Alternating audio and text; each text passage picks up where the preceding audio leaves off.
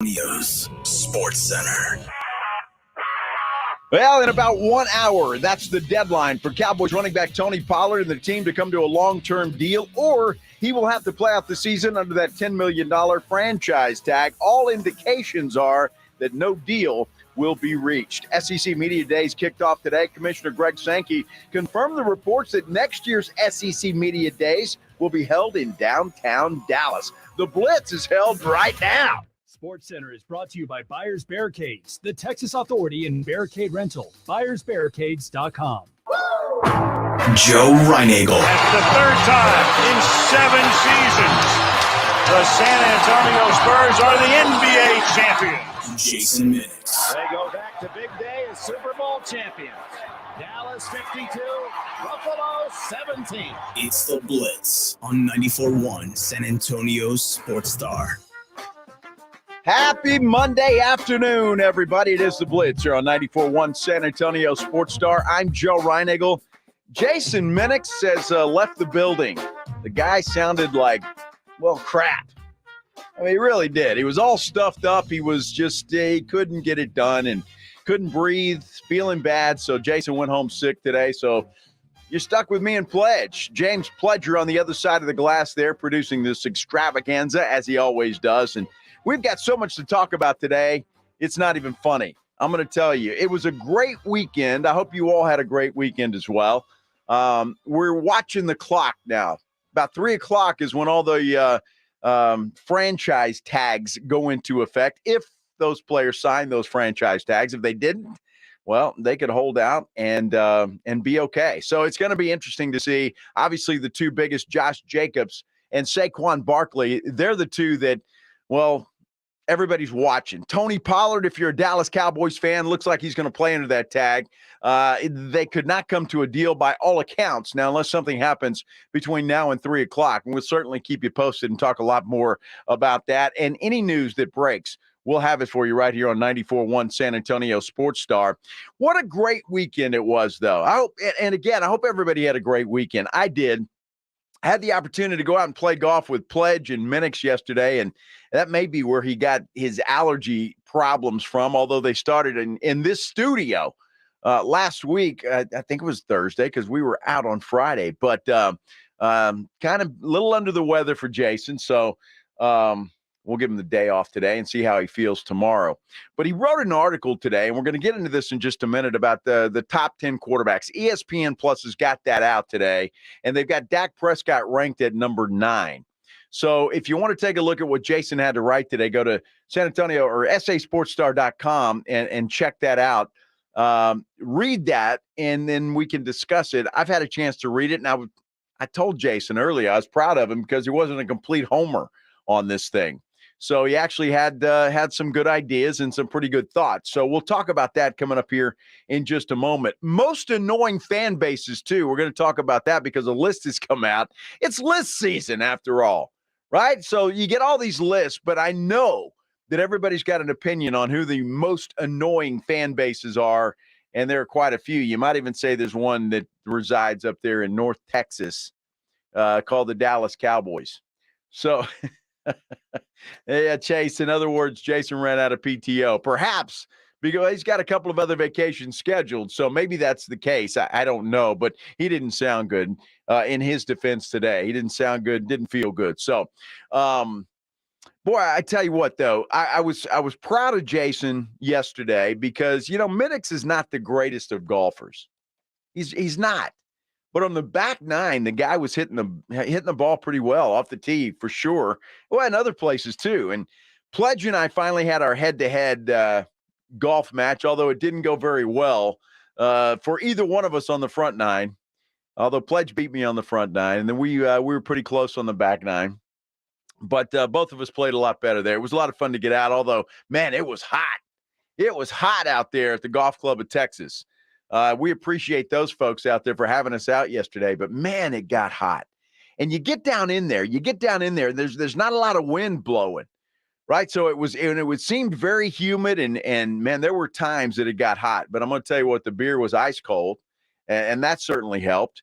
So it was a good time. We enjoyed that a lot. Had a good friend of mine's daughter, got engaged this weekend, so we had a big party for her and her new fiance on Saturday night. That was a lot of fun.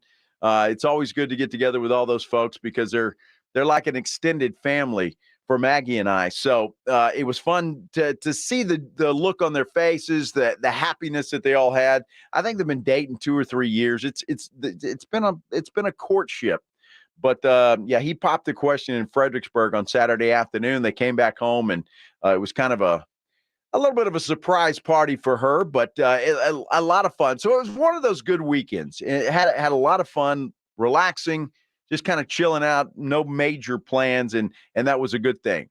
And if you're watching on YouTube and you were watching just last week, you notice there's no glasses. None. They're gone.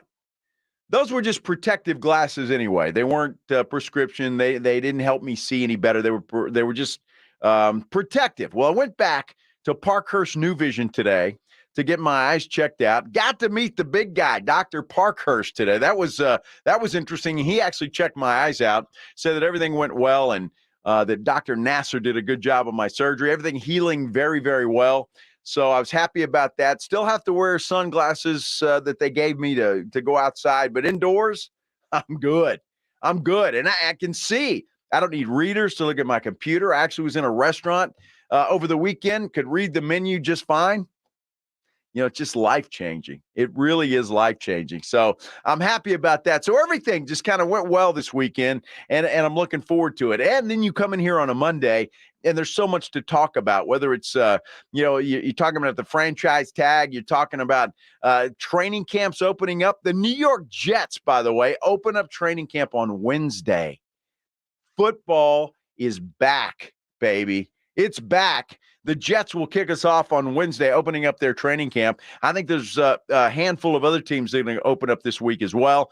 And then, of course, the Cowboys next week. We head to Oxnard, California in a matter of days, less than 2 weeks now. We're going to fly out on the 30th. The Cowboys' first day in pads is July 31st.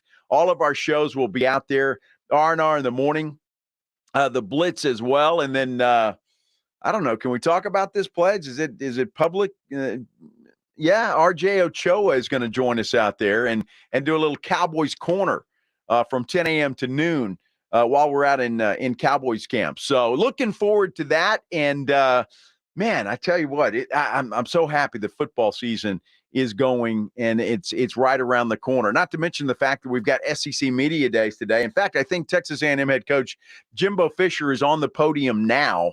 Or did he just get off pledge? He's still not on there yet. Yeah, he hadn't taken the podium yet. So we're going to hear from him coming up just a moment. It's as quick as Pledge can get that turned around, and Pledge is pretty quick. So I have a feeling he'll get that turned around pretty quickly. And we'll hear from Jimbo and his thoughts of what's going to take place. Because you got to figure Jimbo might be on the hot seat just a little bit.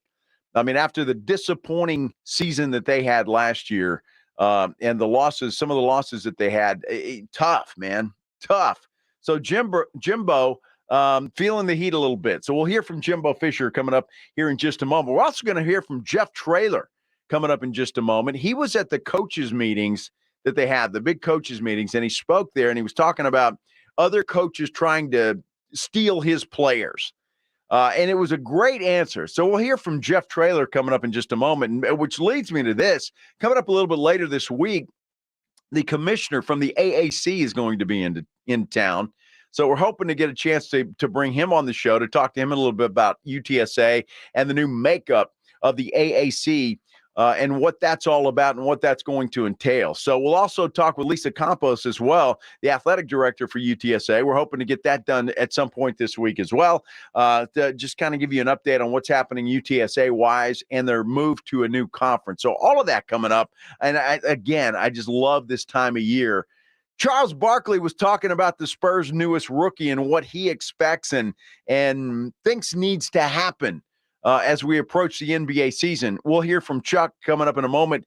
And it's a complete disagreement between Charles Barkley and J.J. Redick. They look at Wembanyama differently when it comes to how he should approach the season and how fans should approach the season when it comes to the talented rookie that's going to be wearing a Spurs uniform. So all of that coming up. But the first thing I want to get into, again, was the quarterback ranks. And look, you guys, I talk about Dak Prescott all the time, and I'm really not a Dak hater. I'm not. I like Dak Prescott personally. I just think he's had enough time. But then I see tweets, I see YouTube live comments that, some of the great quarterbacks, it took them a while. Dak going into his 8th season as a starting quarterback for the Dallas Cowboys. Maybe this is it because, quite frankly, up and down, maybe the most Dak has had on both sides of the football because he's had talented offensive teams before, but the defense, suspect. This year, the defense is going to be good, and he's got a lot of weapons around him. So this is it. As far as I'm concerned, I think Dak needs to get this opportunity to see what he can do. He also made a pretty remarkable, how should I say, I don't know if guarantee is the right word, but I think it was a guarantee about how many interceptions he's going to throw this year. So I found that interesting. We're going to talk a little bit about that, but I want to go to this list. And again, Jason Minix wrote about this today on sasportstar.com. Log in there and take a look at it and read that thing because, I was proud of him for not being such a homer. But ESPN Plus has got this out. I wanted to go over it and get your thoughts. Now, they have Dak as the number 9 quarterback in the NFL right now. I've always said I don't think he's a top 10 quarterback. Maybe stat-wise in the regular season, you can make an argument for him that. But here's what I want you to think about as we go through this list. And I want you to think about the players that are in front of Dak and then perhaps the ones that are behind him and how those should rank out. Again, the Kielbasa Smoke Me phone lines are always open for you to get involved, either talking to me over the phone or texting me. You can do that as well. You can, and the numbers, by the way, are 656-3776, 656-ESPN. You can get me on YouTube if you're watching there. Thank you so much for doing that. But you can comment there and let me know how you feel. Or you can get me on Twitter, at Joe Reinagle 210. And I guess you can thread me if you want to do that. Boy, that sounds creepy as all get out. Thread me, baby. Come on. You can do that. I'm on there, and I haven't made any posts on Thread yet, but I see people following me, and then all of a sudden I'm following people. Pledge, you got to help me with this. Is that automatic? Do you just follow people without following them? No, it's compiling a list of the follows you have on Instagram. Oh, okay. And then they just already following. And they just kind of put you in there? As they join threads, you automatically follow the people that you were already following on Instagram. What if I don't like those people I'm following on Instagram? You should probably unfollow them on I guess Instagram. so, right? And then unfollow them on threads. But I guess I'm going to have to get a little more active on threads because I haven't done anything. I don't know. I mean, I like Twitter. I'm a Twitter guy.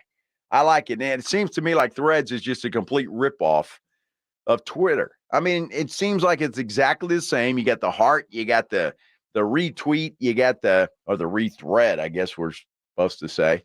But it looks identical to the same thing. However, I am on there. If you want to reach out there, I will check that. I promise at some point in time.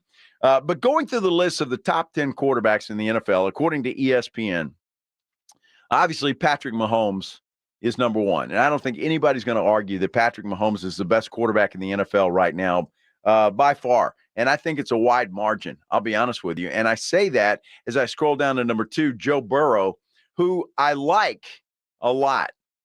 But the gap between Burrow and Patrick Mahomes is a pretty good one. Although Burrow has had some success at Arrowhead Stadium, as we've talked about. They call it Burrowhead sometimes Stadium. But he's had some success there.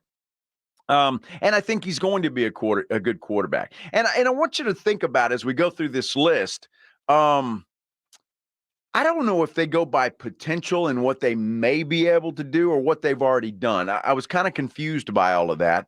But when you're looking at Joe Burrow, what I love about Joe Burrow is he is cocky. He's confident, but yet he backs it up. And if you're watching the Netflix special on quarterback, and I've gotten through 4 episodes, I think Pledge is done with it, and I think Minix is as well. But you look at Patrick Mahomes, and he's a little more cocky than I think on the surface, right? As you see him on the surface, I think he's a little more confident, more cocky as well. And I think you have to be a good quarterback in the NFL. I mean, let's face it, you got to believe in yourself. And those two guys certainly do. At number 3, you've got Josh Allen of the Buffalo Bills. Josh Allen in the last episode that I watched of Quarterback on Netflix was featured there because of the battles that he's had with Patrick Mahomes. I think this guy is a good quarterback and certainly has the potential to be a good quarterback. He's got some stats. I think he runs too much. I think that's something he's got to get past a little bit because of injury concerns. Obviously, although he's a big dude, I just don't know. Number 3, I guess I'll agree with those: Mahomes, Burrow, and Josh Allen. 1, 2, and 3. Then it starts getting interesting because they've got Aaron Rodgers listed as number 4.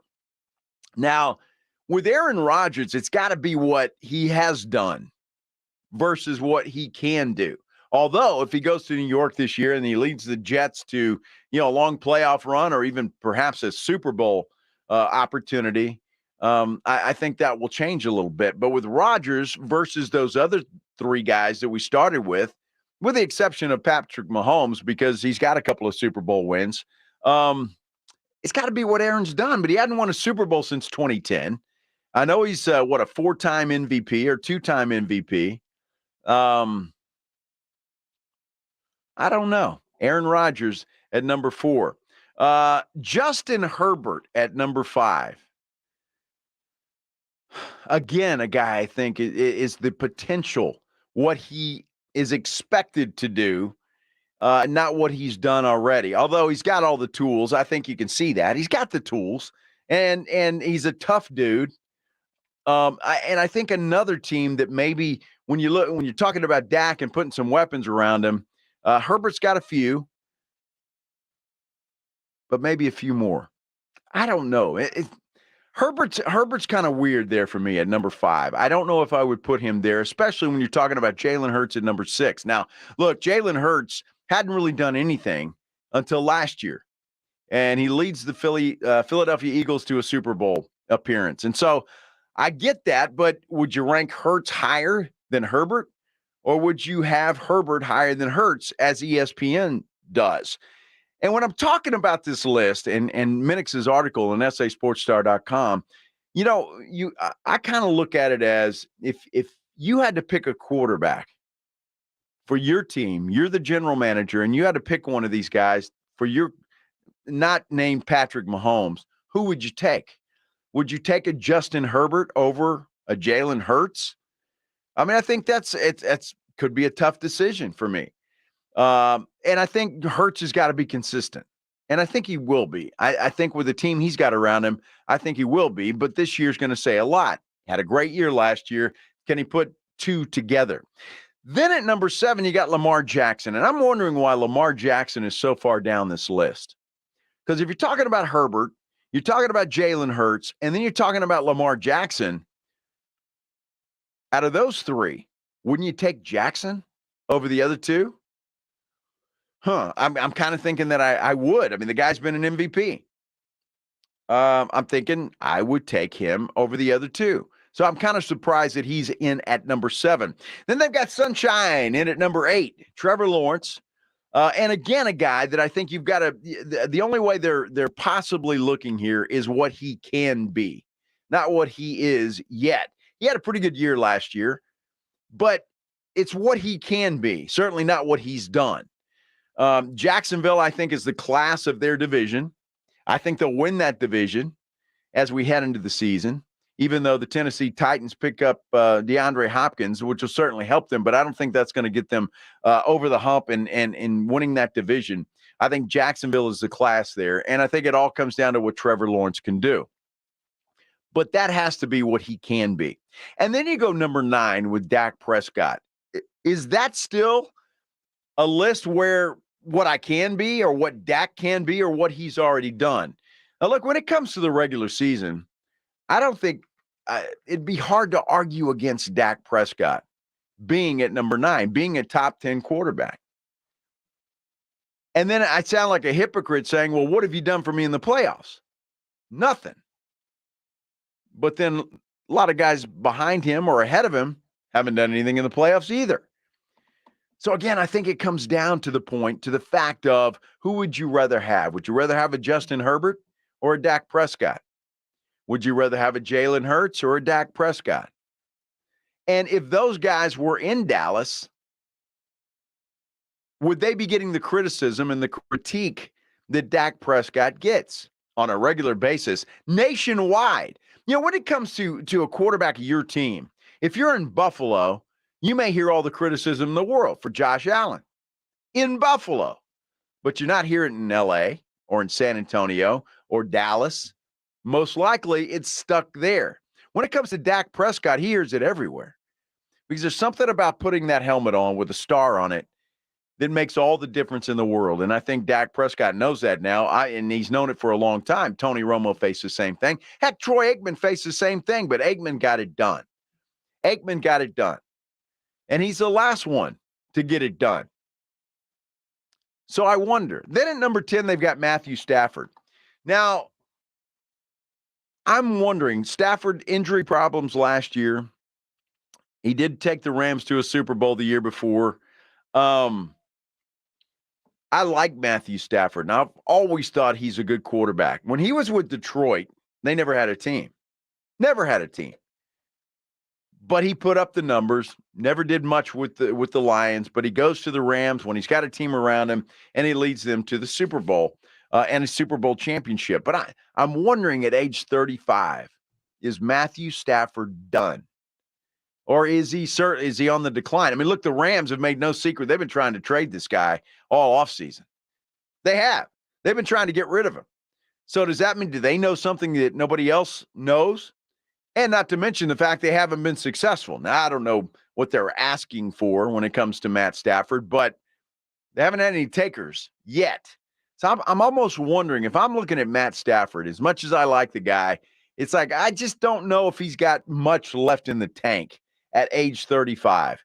And with the punishment he took in Detroit, and it was an impressive amount of punishment, it might be starting to weigh on his body. Now, I'm going to say something here. You all may agree, you may disagree, and that's okay. Either way, I want to hear from you. I want to see this year, when it comes to Cleveland Browns quarterback Deshaun Watson. Last year, forget about it. You cannot judge Deshaun and his Browns tenure by half a season. I mean, you just can't. But this year, he's now been in that system for 2 years, or going on 2 years. Certainly, he's gonna have a full training camp. He's had a full offseason with the Browns, and he's going to start at quarterback game number 1. If Deshaun Watson goes back to the Deshaun Watson we saw with the Houston Texans, he's going to climb up that list and knock somebody off. And at this point in time, I mean, just spitballing it, you got to figure that's Matt Stafford.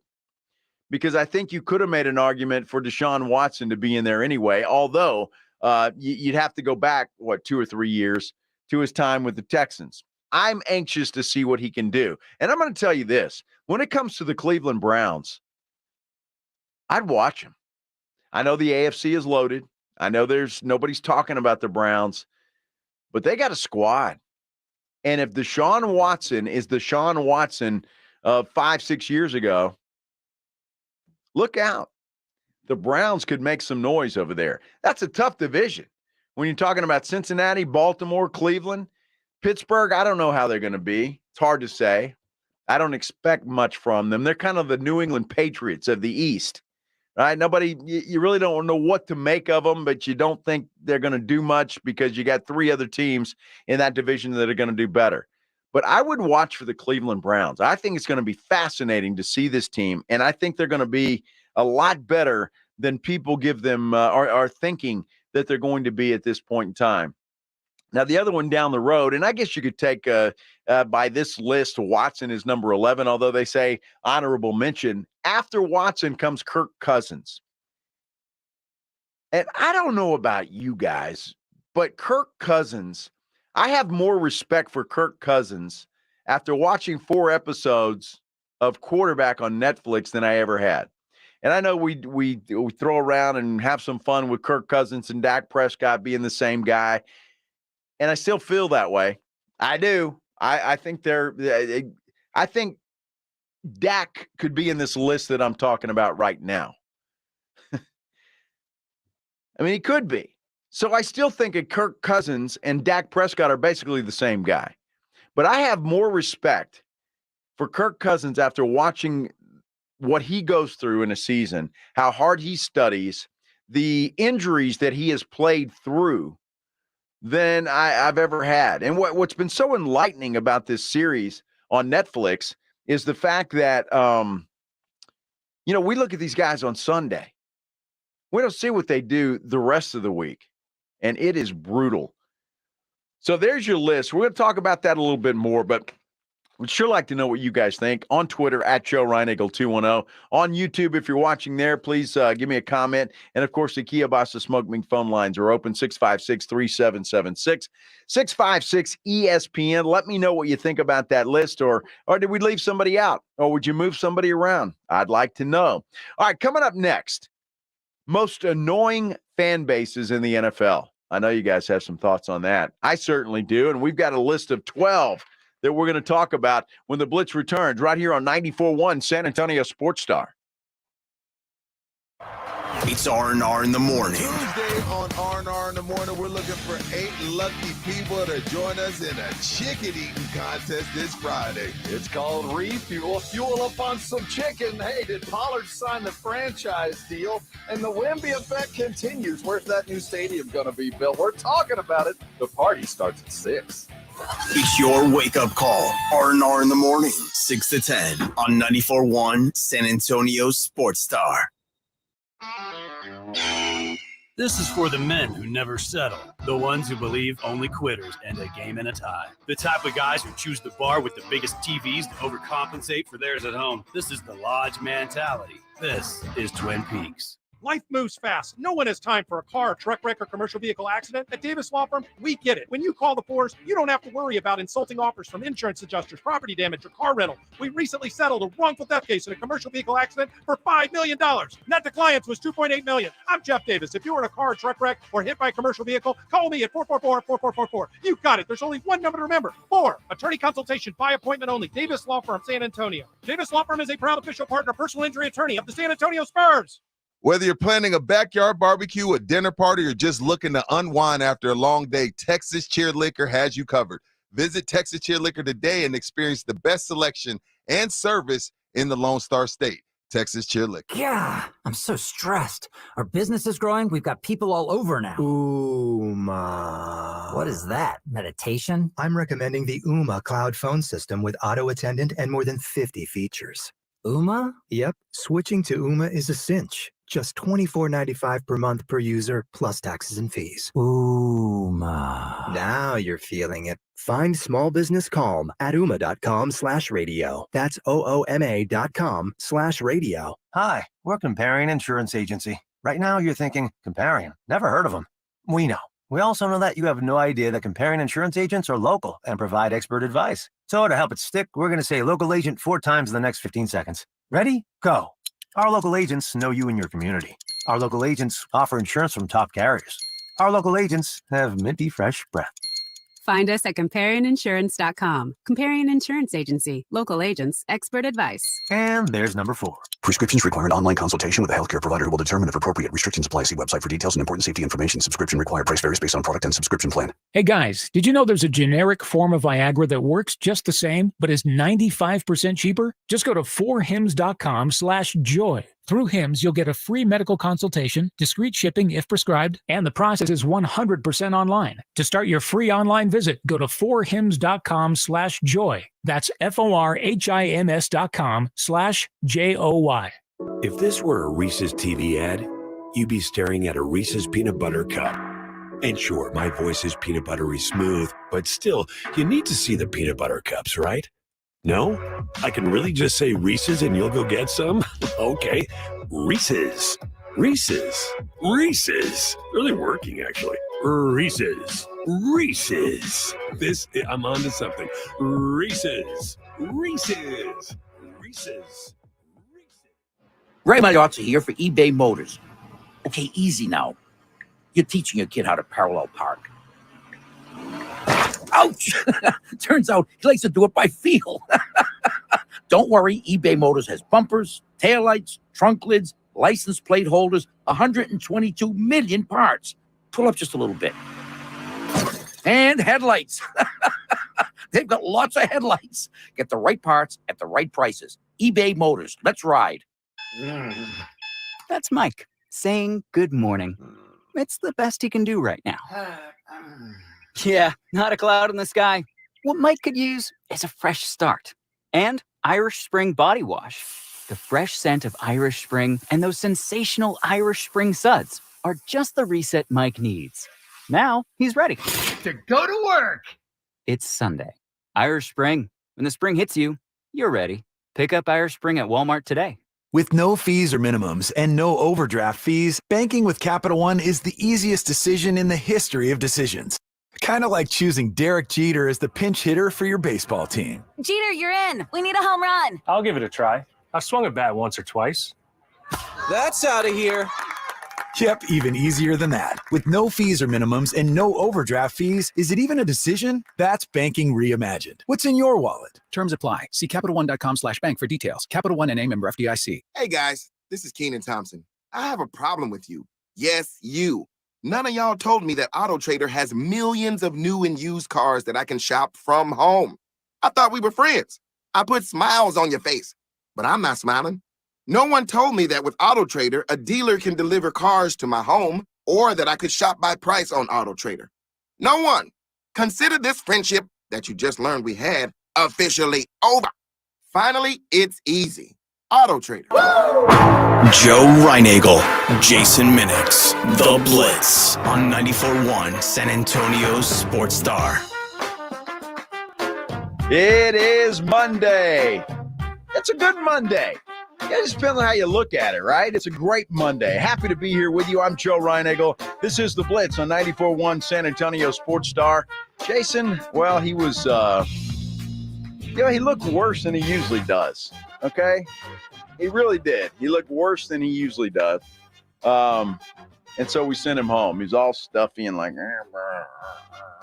couldn't talk, all stuffed up and all of that kind of stuff. So Jason went home to see if he could get a little bit better. Hopefully he'll be back tomorrow. We will see. In the meantime, though, you got me and you got James Pledger, who's sitting behind the glass there, producing this show as he always does. And finally got to play golf with Pledge. First time ever to actually play in the group with him. Now, we went out on the Sports Star golf tournament that time, but he wasn't on my team, so I didn't get to play with him. And the guy can play, although he probably can play a lot better than he did yesterday. Well, none of us played well in the front nine. I'll be honest with you. Maybe it was because we needed some refreshments. We got those and got them going on the backside, and everybody played a little bit better. So that was good, and that's fun, and all of that kind of stuff. So, and maybe that's what got Minix sick. I don't know. Too many allergies out there for him. Not sure. Invite you to join us on any subject that you have. We're going to talk about annoying fan bases. All right. 656-3776, 656-ESPN. Those are the Kielbasa Smoke Meat phone lines. You can reach us on the YouTube channel if you're working there, or watching there, I should say. Frank Mateo says, who would you prefer to have, Dak in his contract or Cousins in his one-year deal? Frank, that's a good way to put it. It's a really good way to put it. I think if you're putting it that way, contract-wise, I'd rather have Cousins. Look, Cousins had a great year last year. Minnesota's defense sucked. It was horrible. It was awful. But he did a lot of things and helped the Vikings get over the top in several of those ball games. So, but if you put it that way, I understand what you're talking about. Yeah, a one-year contract versus Dak's long one, and it's about to get longer, apparently. But I want to talk about the most annoying NFL fan bases. All right, and there are a lot of them out there. And there's a list here.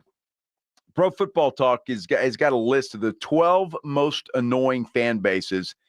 And look, a lot of you folks, you hate the Dallas Cowboys. You might think they're number one. Let me tell you something. According to this list, they're top 5. Top 5. And while I like some things about the Cowboy fan base, the one thing I dislike vehemently is the fact that every year is their year. They're worse than Chicago Cub fans, for goodness sake. Cub fans are the same way. Wow, this is our year. This is our year. Wait till next year. Just wait till next year. Cowboy fans are the same way. So I'll tell you where they are. But Cowboy fans go into my top 3. Second is the New England Patriots. And I'm going to tell you why. I don't like Bill Belichick anymore. Great coach. I just don't think he's done anything. He's overrated. Number 12 leaves, and guess what? Belichick can't do anything. But again, Patriot fans, you know, they kind of walk around with their pinky in the air when they drink a cup of coffee. Patriot fans, don't like them. They're in my top 3. The most annoying fan base in the NFL, by far, and I don't think it's even close, is the Philadelphia Eagles. The Philadelphia Eagle fans are just, I can't say what I want to say. The Philadelphia Eagle fans just suck. You throw batteries at Santa Claus.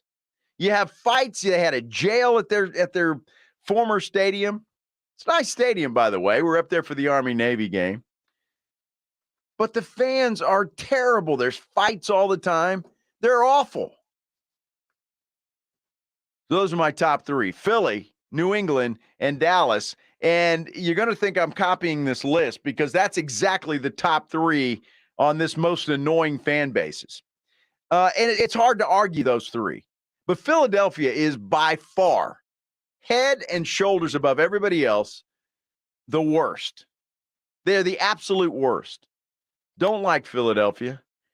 Don't like their fans at all. They're annoying as hell. What are your top 3? I want to know. Let's go. We'll start at the bottom of this thing. You see if you agree with this. Number 12, Baltimore Ravens. I don't really know enough about their fan base, although I had a producer back at Ken's who was a diehard Baltimore Ravens fan, and she still is. And she was a little bit annoying. So in that respect, I see how they made the list. Buffalo Bills. Now look, I love Buffalo Bill fans. They should not be on this list.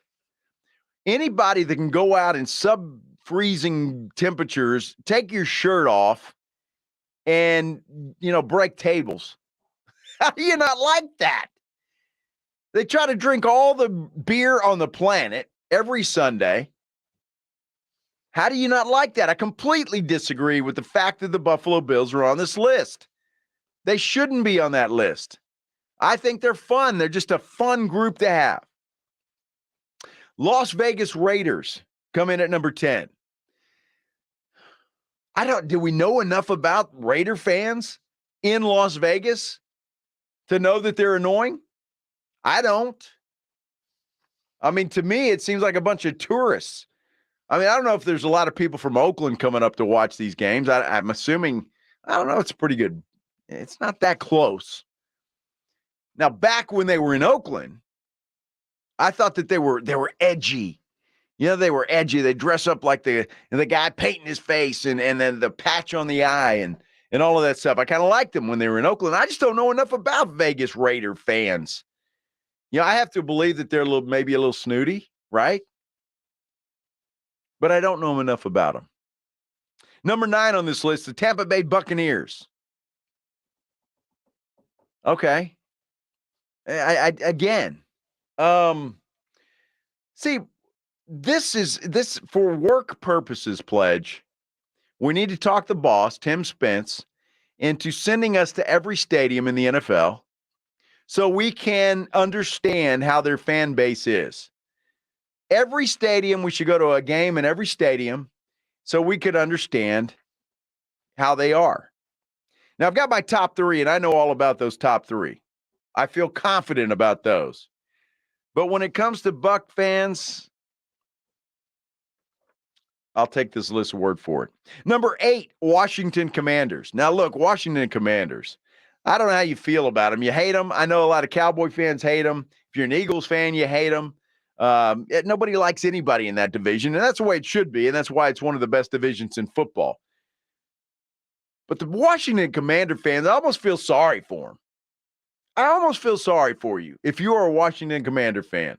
You've had to deal with little Danny Snyder for years. So if you're a little bit bitter, if you're a little bit annoying, if you suck a little bit, that's okay. I'm going to give you a pass. Washington Commanders.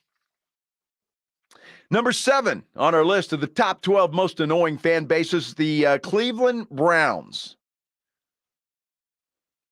I can understand that with the dog pound and the roo, roo, roo, roo, and all of that stuff, and they put on the fake dog mask and get. But again, see, I kind of like that. I hearken back to that. Same with the Buffalo Bill fans. You know, you appreciate that. I do anyway. And again, those poor people, they live in Cleveland, for goodness sake. Yeah, they ought to get some credit for that. Living in Cleveland? Who the hell wants to live in Cleveland? All right, number 6 on this list, and I know a guy who is a huge New York Giants football fan, and he can be pretty annoying sometimes. My buddy Bill Taylor, Ken's 5 Weather Department. He is a New York Giants fan and can be a little obnoxious, especially when, you know, they win a couple of championships not too long ago, coming out from wild card. So, yeah, they're a little bit annoying. We had last week, I think it was last week, Pledge and I had the guy that was out in front of Saquon Barkley's house, drunk, obviously, saying, Saquon, I love you. Sign, Saquon. I mean, do you call that passion or just plain stupid? Maybe a little of both. Because sometimes passionate people are stupid. So Giants fans come in at number 6. Number 5 on this list is the Kansas City Chiefs. They've got reason to be a little cocky, don't they? They got reason to be a little cocky. They've won a couple of Super Bowls over the last 3 years or so. They can be cocky. I think they've earned that right. Annoying? It annoys you because you can't beat them. Your team can't beat them. That's why you're annoyed with it. Or their fan base. Hey, they ought to be walking around like a rooster, crowing. They've won. They've gotten it done. They got the best quarterback on the planet. Let them strut. Number 4, the Green Bay Packers. Yes and yes. I agree. Maybe they should be a little bit higher than that, although that wouldn't jive with my top 3. Packer fans are just a different breed. Different breed. They're still living on the Vince Lombardi days back in the day. They won a championship in 2010. I don't know. I like them there. Then we mentioned the top 3. My top 3 from 1 to 3, Philly, New England, Dallas is same as this list right here. Look, I love Jerry Jones. Love Jerry Jones. But fans can be annoying. Gabe 3 on our YouTube channel says the way you described a Bills fan is literally an Eagles fan. It's not. When's the last time a Buffalo Bill fan threw batteries at Santa Claus? I don't recall that. When's the last time a Philadelphia Eagle fan got naked and jumped on a table in 20-degree weather? Do Eagle fans do that? I like Buffalo Bill fans. Eagle fans are another breed. Head and shoulders the worst in the country. There is no question about it. New England, I think I'm like the rest of the country when it comes to New England. They're just easy to hate. That's all. They're easy to hate. I don't want to see. Look, I'm a big Tom Brady fan, but I don't want to see Belichick win without Tom Brady. So that means he's not going to.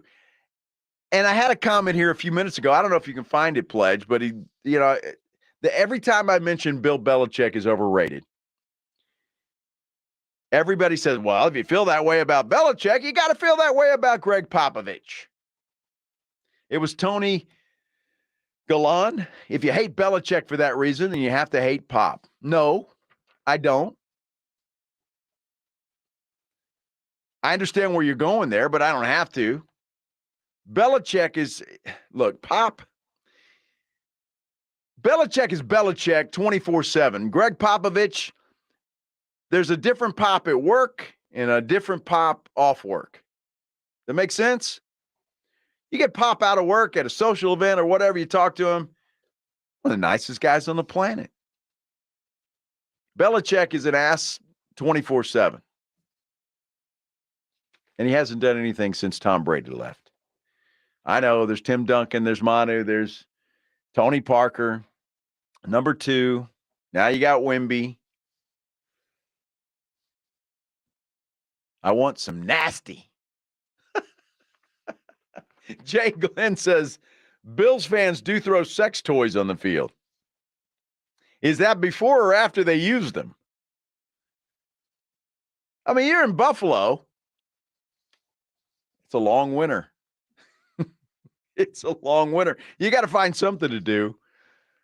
Sex toys. Well, see, that's the first time I've heard that, Jay Glenn, that they actually throw sex toys out on the field in Buffalo. I've not heard that. I just love those guys when they tailgate and they take their shirts off and their big old belly hangs out and they're breaking tables.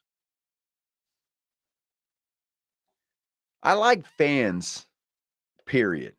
I've always been an advocate for fans to do the things that they do, to be fans until it crosses the line.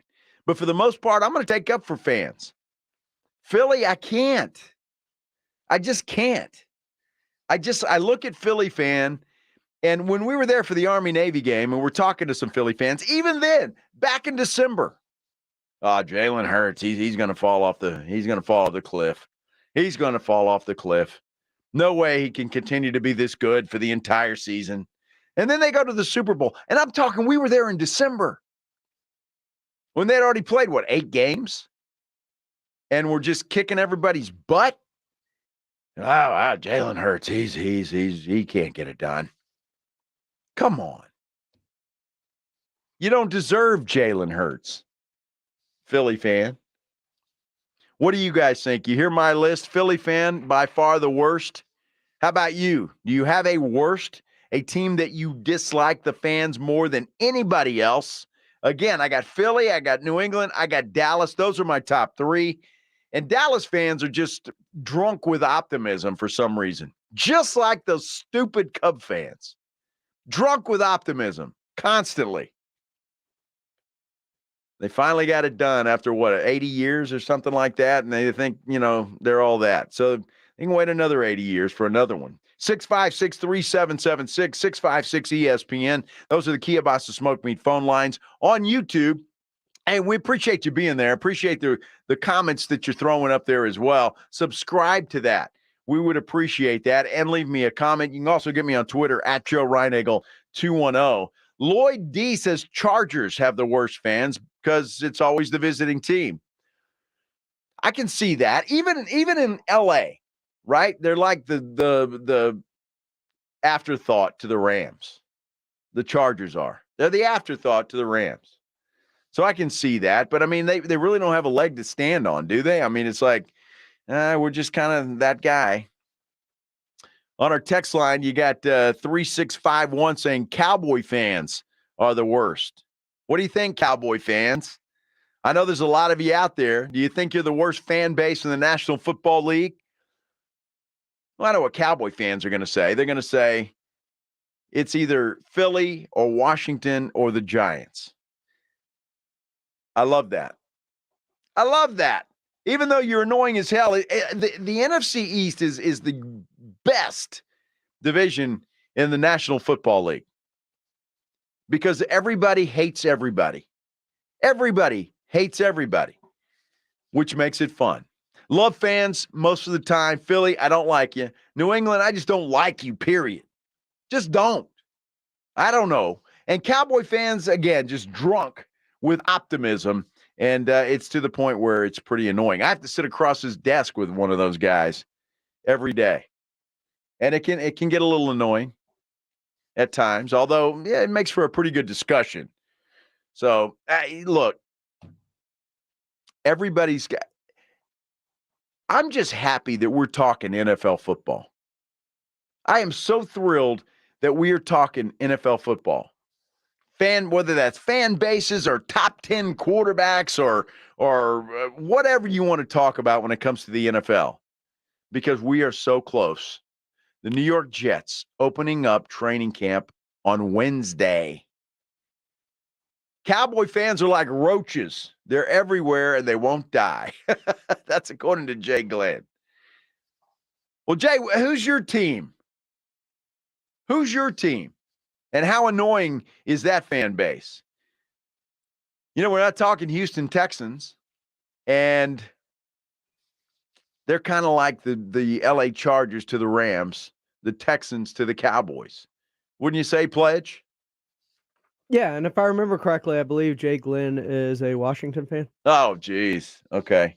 Well, he's one of those fans I feel sorry for because they've been through hell and back.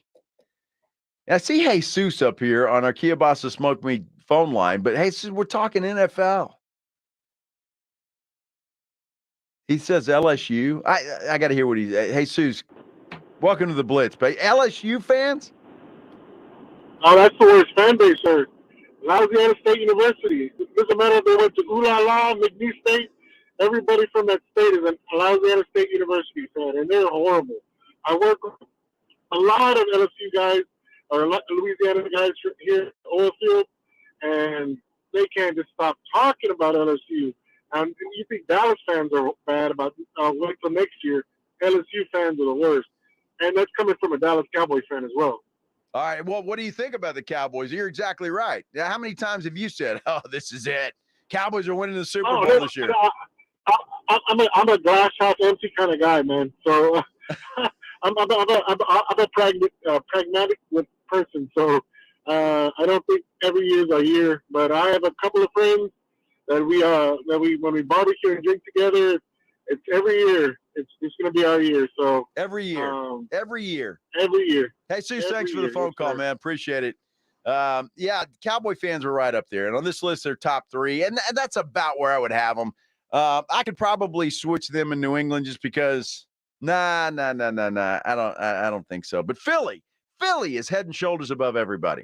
Robert Alexander on our YouTube line says the Lakers aren't even in the NFL, but I would vote them number 1. I think you're right about that. They could probably be number 1 over every sport that there is. Jay Glenn, Sam Howell for MVP. You are a Commanders fan. Okay, I get it. Now I see your hatred for the Dallas Cowboys, and that is certainly understandable. Most annoying fan bases in the NFL. We'll get back to this again, so think about it. And again, by far, there was no question in my mind, no room for debate. The Philadelphia Eagles are the absolute worst fan base in the NFL. By far, it's a clear runaway winner. New England second, Dallas third. Even though, I will tell you this, true transparency, the Dallas Cowboys are good for business. Good for business. I love it when they do well, and I hope that when we're in Las Vegas for the Super Bowl this year, that the Cowboys are playing there with their obnoxious fans, and that maybe, just maybe, Cowboy fan, after 30 years almost, this is your year. This is your year, Cowboy fan. Then you can gloat and then be obnoxious as hell for the next 30 years. Oh, my goodness. Yeah, we'll talk a lot more about obnoxious, annoying NFL fan bases coming up. But when we come back here on the Blitz, this is a strange story. We're going to talk about Northwestern. Some of the players there are filing a lawsuit, or at least preparing to do so, over the whole hazing scandal there at Northwestern. You agree with that? You not agree with that? I'm going to tell you. I don't. To me, it just seems like a money grab right now. But what do you think? We'll talk about that and a whole lot more when the Blitz continues here on 94.1 San Antonio Sports Star. It's R&R in the morning. Tuesday on R&R in the morning, we're looking for 8 lucky people to join us in a chicken eating contest this Friday. It's called Refuel. Fuel up on some chicken. Hey, did Pollard sign the franchise deal? And the Wemby effect continues. Where's that new stadium going to be built? We're talking about it. The party starts at 6. It's your wake-up call. R&R in the morning, 6 to 10 on 94.1 San Antonio Sports Star. You know, we don't really think about it, but guys need skincare too. It's so hard, though, to find something that's just for guys until now. I found Toro Cosmeceuticals, and it's completely changed the game. Hi, everybody. Joe Reinagle here. It's luxury skincare just for men, and it's affordable. Toro is a game changer, and it's an experience all for men. And to get you started, Toro is offering you 20% off. All you have to do, go to toroskincare.com and enter the code JOE. Diamonds Direct's Midsummer Savings Event is happening right now with an extra 20% savings, an expanded selection, and in-store designer appearances. Take an extraordinary 20% off Diamonds Direct's already unbeatable prices on rings, earrings, bracelets, bands, colored gemstone jewelry, and thousands of engagement ring mounting. Meet the designers who've flown in with all new collections for the summer. The best savings, the best selection, the best value. Don't miss this once-a-year jewelry shopping event. Get details, showroom hours, directions, and more at diamondsdirect.com. Imagine getting ahead of your irritable bowel syndrome with constipation or IBS-C by treating it with Linzess. Then you could start proactively managing your constipation with belly pain and get ahead of your symptoms. Talk to your doctor about Linzess, linaclotide. Linzess is a prescription medicine that treats IBS-C in adults. It's not a laxative. It's a once-daily pill that helps you get ahead of your symptoms. It's proven to help you have more frequent and complete bowel movements and helps relieve overall abdominal symptoms, belly pain, discomfort, and bloating. These symptoms were studied in combination, not individually. Do not give Linzess to children less than 2. It may harm them. Do not take Linzess if you have a bowel blockage. Get immediate help if you develop unusual or severe stomach pain, especially with bloody or black stools. The most common side effect is diarrhea, sometimes severe. If it's severe, stop taking Linzess and call your doctor right away. Other side effects include gas, stomach area pain, and swelling. Imagine what could relief from IBS-C mean for you. Talk to your doctor and say yes to Linzess. Learn more at linzess.com or call 1-800-LINZESS. It can happen in an instant. A car accident can change your life forever, from serious injuries to mounting medical bills to battling insurance companies. Accidents make life harder than it should be. If you've been in an accident, George Salinas Injury Lawyers are here for you. They're local, experienced, and ready to fight for results that make a difference. If you've been injured, don't call just any lawyer. Call George Salinas Injury Lawyers at 210-225-0909 or visit georgesalinas.com. George gets justice. Hi, everybody. Joe Reinagle here. I want to take a moment to talk to you about advertising on 94.1 San Antonio Sports Star. Yeah, we get this question quite a bit. Here's what you have to do. Contact Morgan Harrison via email. It's morgan.harrison@alphamediausa.com. From there, she's going to have one of our folks connect with you on how you can advertise right here on 94.1 San Antonio Sports Star. Or since Alpha Media is a full-service advertising company, online, other radio stations, and even television, since that's just about all through the internet. Happy connecting. Injuries happen, and when they do, skip the ER and get to the Ortho Now Injury Clinic by TSAOG Orthopedics and Spine. Ortho Now provides walk-in care for injuries like broken bones, dislocations, sprains, and strains. Conveniently located in the Quarry area with extended hours Monday through Saturday with on-site x-ray casting and bracing, Ortho Now has everything you need to treat your injury, and best of all, no urgent care or emergency room copay. Learn more online at tsaog.com. What could be more perfect than the perfect ratio of sizzling sausage to freshly cracked egg to melty cheese, sandwiched together in a perfectly toasted McDonald's McMuffin? If we added jalapenos to spice things up. For a limited time only, grab the new cheesy jalapeno sausage McMuffin with egg paired with a refreshing iced coffee. Order in the app to earn free food. At participating McDonald's, must opt into rewards. Ba-da-ba-ba-ba.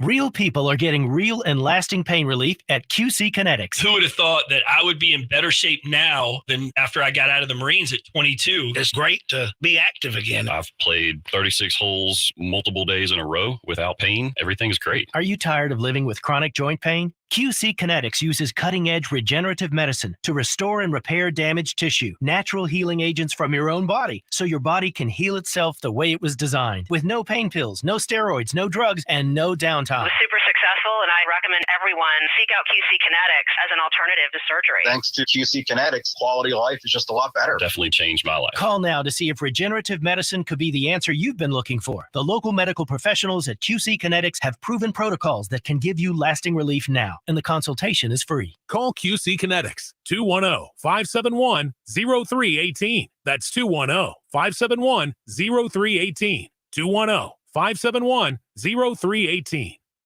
Your home for the Cowboys. Crushed that all the way, runs it in for the touchdown. This is 94.1 San Antonio Sports Star, KTFM Floresville.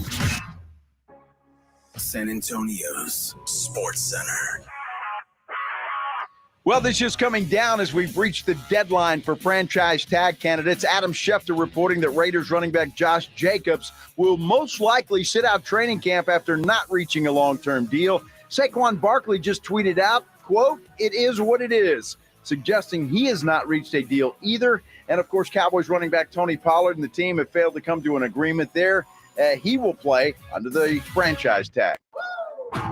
Joe Reinagel. That's the third time in 7 seasons the San Antonio Spurs are the NBA champions. Jason Minix. They go back to big day as Super Bowl champions. Dallas 52, Buffalo 17. It's the Blitz on 94.1 San Antonio Sports Star. Oh, happy Monday, everybody. It is a Monday, and we're in San Antonio, and we're talking NFL football, and life is good. Hope you all had a great weekend. Hope your Monday is going well. Mine certainly is. Having a great time here. I'm Joe Reinagel. Jason Minix, my partner in crime, is a little bit under the weather today, so we sent him home. And that's where he is. Hopefully he'll be better and be back with us tomorrow. But in the meantime, well, you got me. And we just heard the breaking news coming up here. It appears, at least according to Adam Schefter, that Josh Jacobs, the Raiders running back, will sit out of training camp after he and the Raiders were not able to come up with a long-term deal. That's interesting. It does not appear that Saquon Barkley and the Giants have come up with anything either. Neither one of those guys signed the franchise tag tender. So that basically means they can sit out training camp without being fined. Tony Pollard, on the other hand, did sign his tender, so he will be at training camp. And it appears that everything is okay with Tony as far as his health goes. The broken leg that he suffered in the playoffs last year has healed, and he's going to be okay and finally get his opportunity to be that bell cow, that number one guy that everybody's been waiting for him to be. So that's where we stand right now. Now, whether something will happen, I don't know. But as of now, it looks like Saquon and the Giants and Josh Jacobs and the Raiders are headed for a sit-out, a boycott, whatever you want to call it. Those two guys aren't going to be in camp as they continue to negotiate. You might recall, same thing happened with Zeke Elliott, and it ended up being beneficial to him sitting out. He got his big deal, and he was never the same since. Todd Archer has confirmed it as far as Tony Pollard is concerned. He says the deadline is come and gone. No deal between the Cowboys and Pollard. He will play this year on the $10 million tag. And look, I know Tony Pollard probably wanted a long-term deal. I mean, all of them do. But if you're Tony Pollard and you're going to get $10 million this year, I think you got to be pretty happy. On the other hand, if you are Saquon Barkley and the Giants try and tag you, I think it's a completely different ball game. Saquon Barkley is the heart and soul of that Giants offense. There is no question about it. Daniel Jones got his big deal. Quarterbacks are kind of the flavor of the day. They're going to get what they want. But he got his big deal, but he's not anywhere near Saquon Barkley. And I get it. not paying running backs. Nobody figures they'd have to anymore. But boy, I tell you, of all three of those guys, and I clearly thought that Pollard would get a deal done. In fact, we had a beer bet, and I lose another one. I think I'm like on a 3-game losing skid now as far as beer bets go to Minix and Rudy J. So I've lost another one. I really thought that the Cowboys would have something done here. And I don't know if any offer has been made. I've seen different reports saying that, there wasn't much talk about it. And so I don't know if they were far apart, if they were talking, if Pollard just said, it's okay. We'll figure it out. Let me show you what I can do and maybe go next year. I don't know. But the fact of the matter is Pollard will be there. He's going to be the running back, and he's going to play for $10 million. But if Pollard, you got to be happy about that. Saquon, on the other hand, man, it just seems like that the Giants, you figured they would get something done just because of how valuable that guy is to that offense. But as of now, they haven't gotten anything done. We'll see what happens when training camp starts. Josh Jacobs, he's dug in, it appears. He's not going to be in training camp. So we'll see if that works out for him or not. Not sure what you got there, Pledge. What is that? You've been threaded. I've been threaded. Wow. I don't feel any different at all after being threaded. Should I feel differently? Should I act like a new person or what? I don't know. Well, I feel violated after being threaded. Stanicky Bradley. Uh-huh. I was a bartender for a San Antonio Eagles fan club last year, and they're hands down the number one worst. There you go. They were partaking in the use of an illegal substance on the patio while kids were at the restaurant, singing Fly Eagles Fly every 2 minutes, and disrespecting the staff. Horrible. Horrible. Eagle I fan. am Pledger at Joe Reinagle 210. Well, thank you for SA Sports Star. Thank you for the thread. I appreciate that, I think. Although I do feel a little violated. I won't lie to you. But I appreciate that, and he's right. I mean, they are. Although, during the break, Pledge was showing me some pictures of a fight, I guess, between the Bills and the Dolphins, where the fans were throwing not only snowballs, but they were snowballs with sex toys. As the guy said earlier in our show, with sex toys in them, out on the field, disrupting the play. I'm still not ready to go there with Bills fans. Joshua Jimenez says, why would Pollard sign a deal to make less money this year? Because he would sign a deal long-term. So in the long term, he would make more money. That's why. I was thinking, and I know Stephen Jones had talked about a 3-year, $24 million deal with about $20 million of that guaranteed. So that's why he would have signed a long-term deal.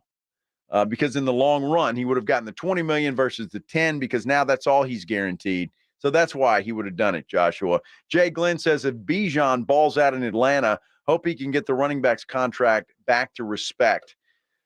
Thing is, the Falcons don't have to pay him for a while. So, they've got a little while to have Bijan on that rookie contract, although his contract's going to pay him more than most running backs in the NFL this year. So it's just crazy how it is. But look, these players, everybody wants to blame the ownership. They might want to call their union representative. The union representative is the one, and the union, the players' union, who's supposed to fight for the players, is allowing what's going on right now. So until there's a new deal made between the players and the NFL, these players shouldn't blame management. Management's playing by the rules that are in place right now.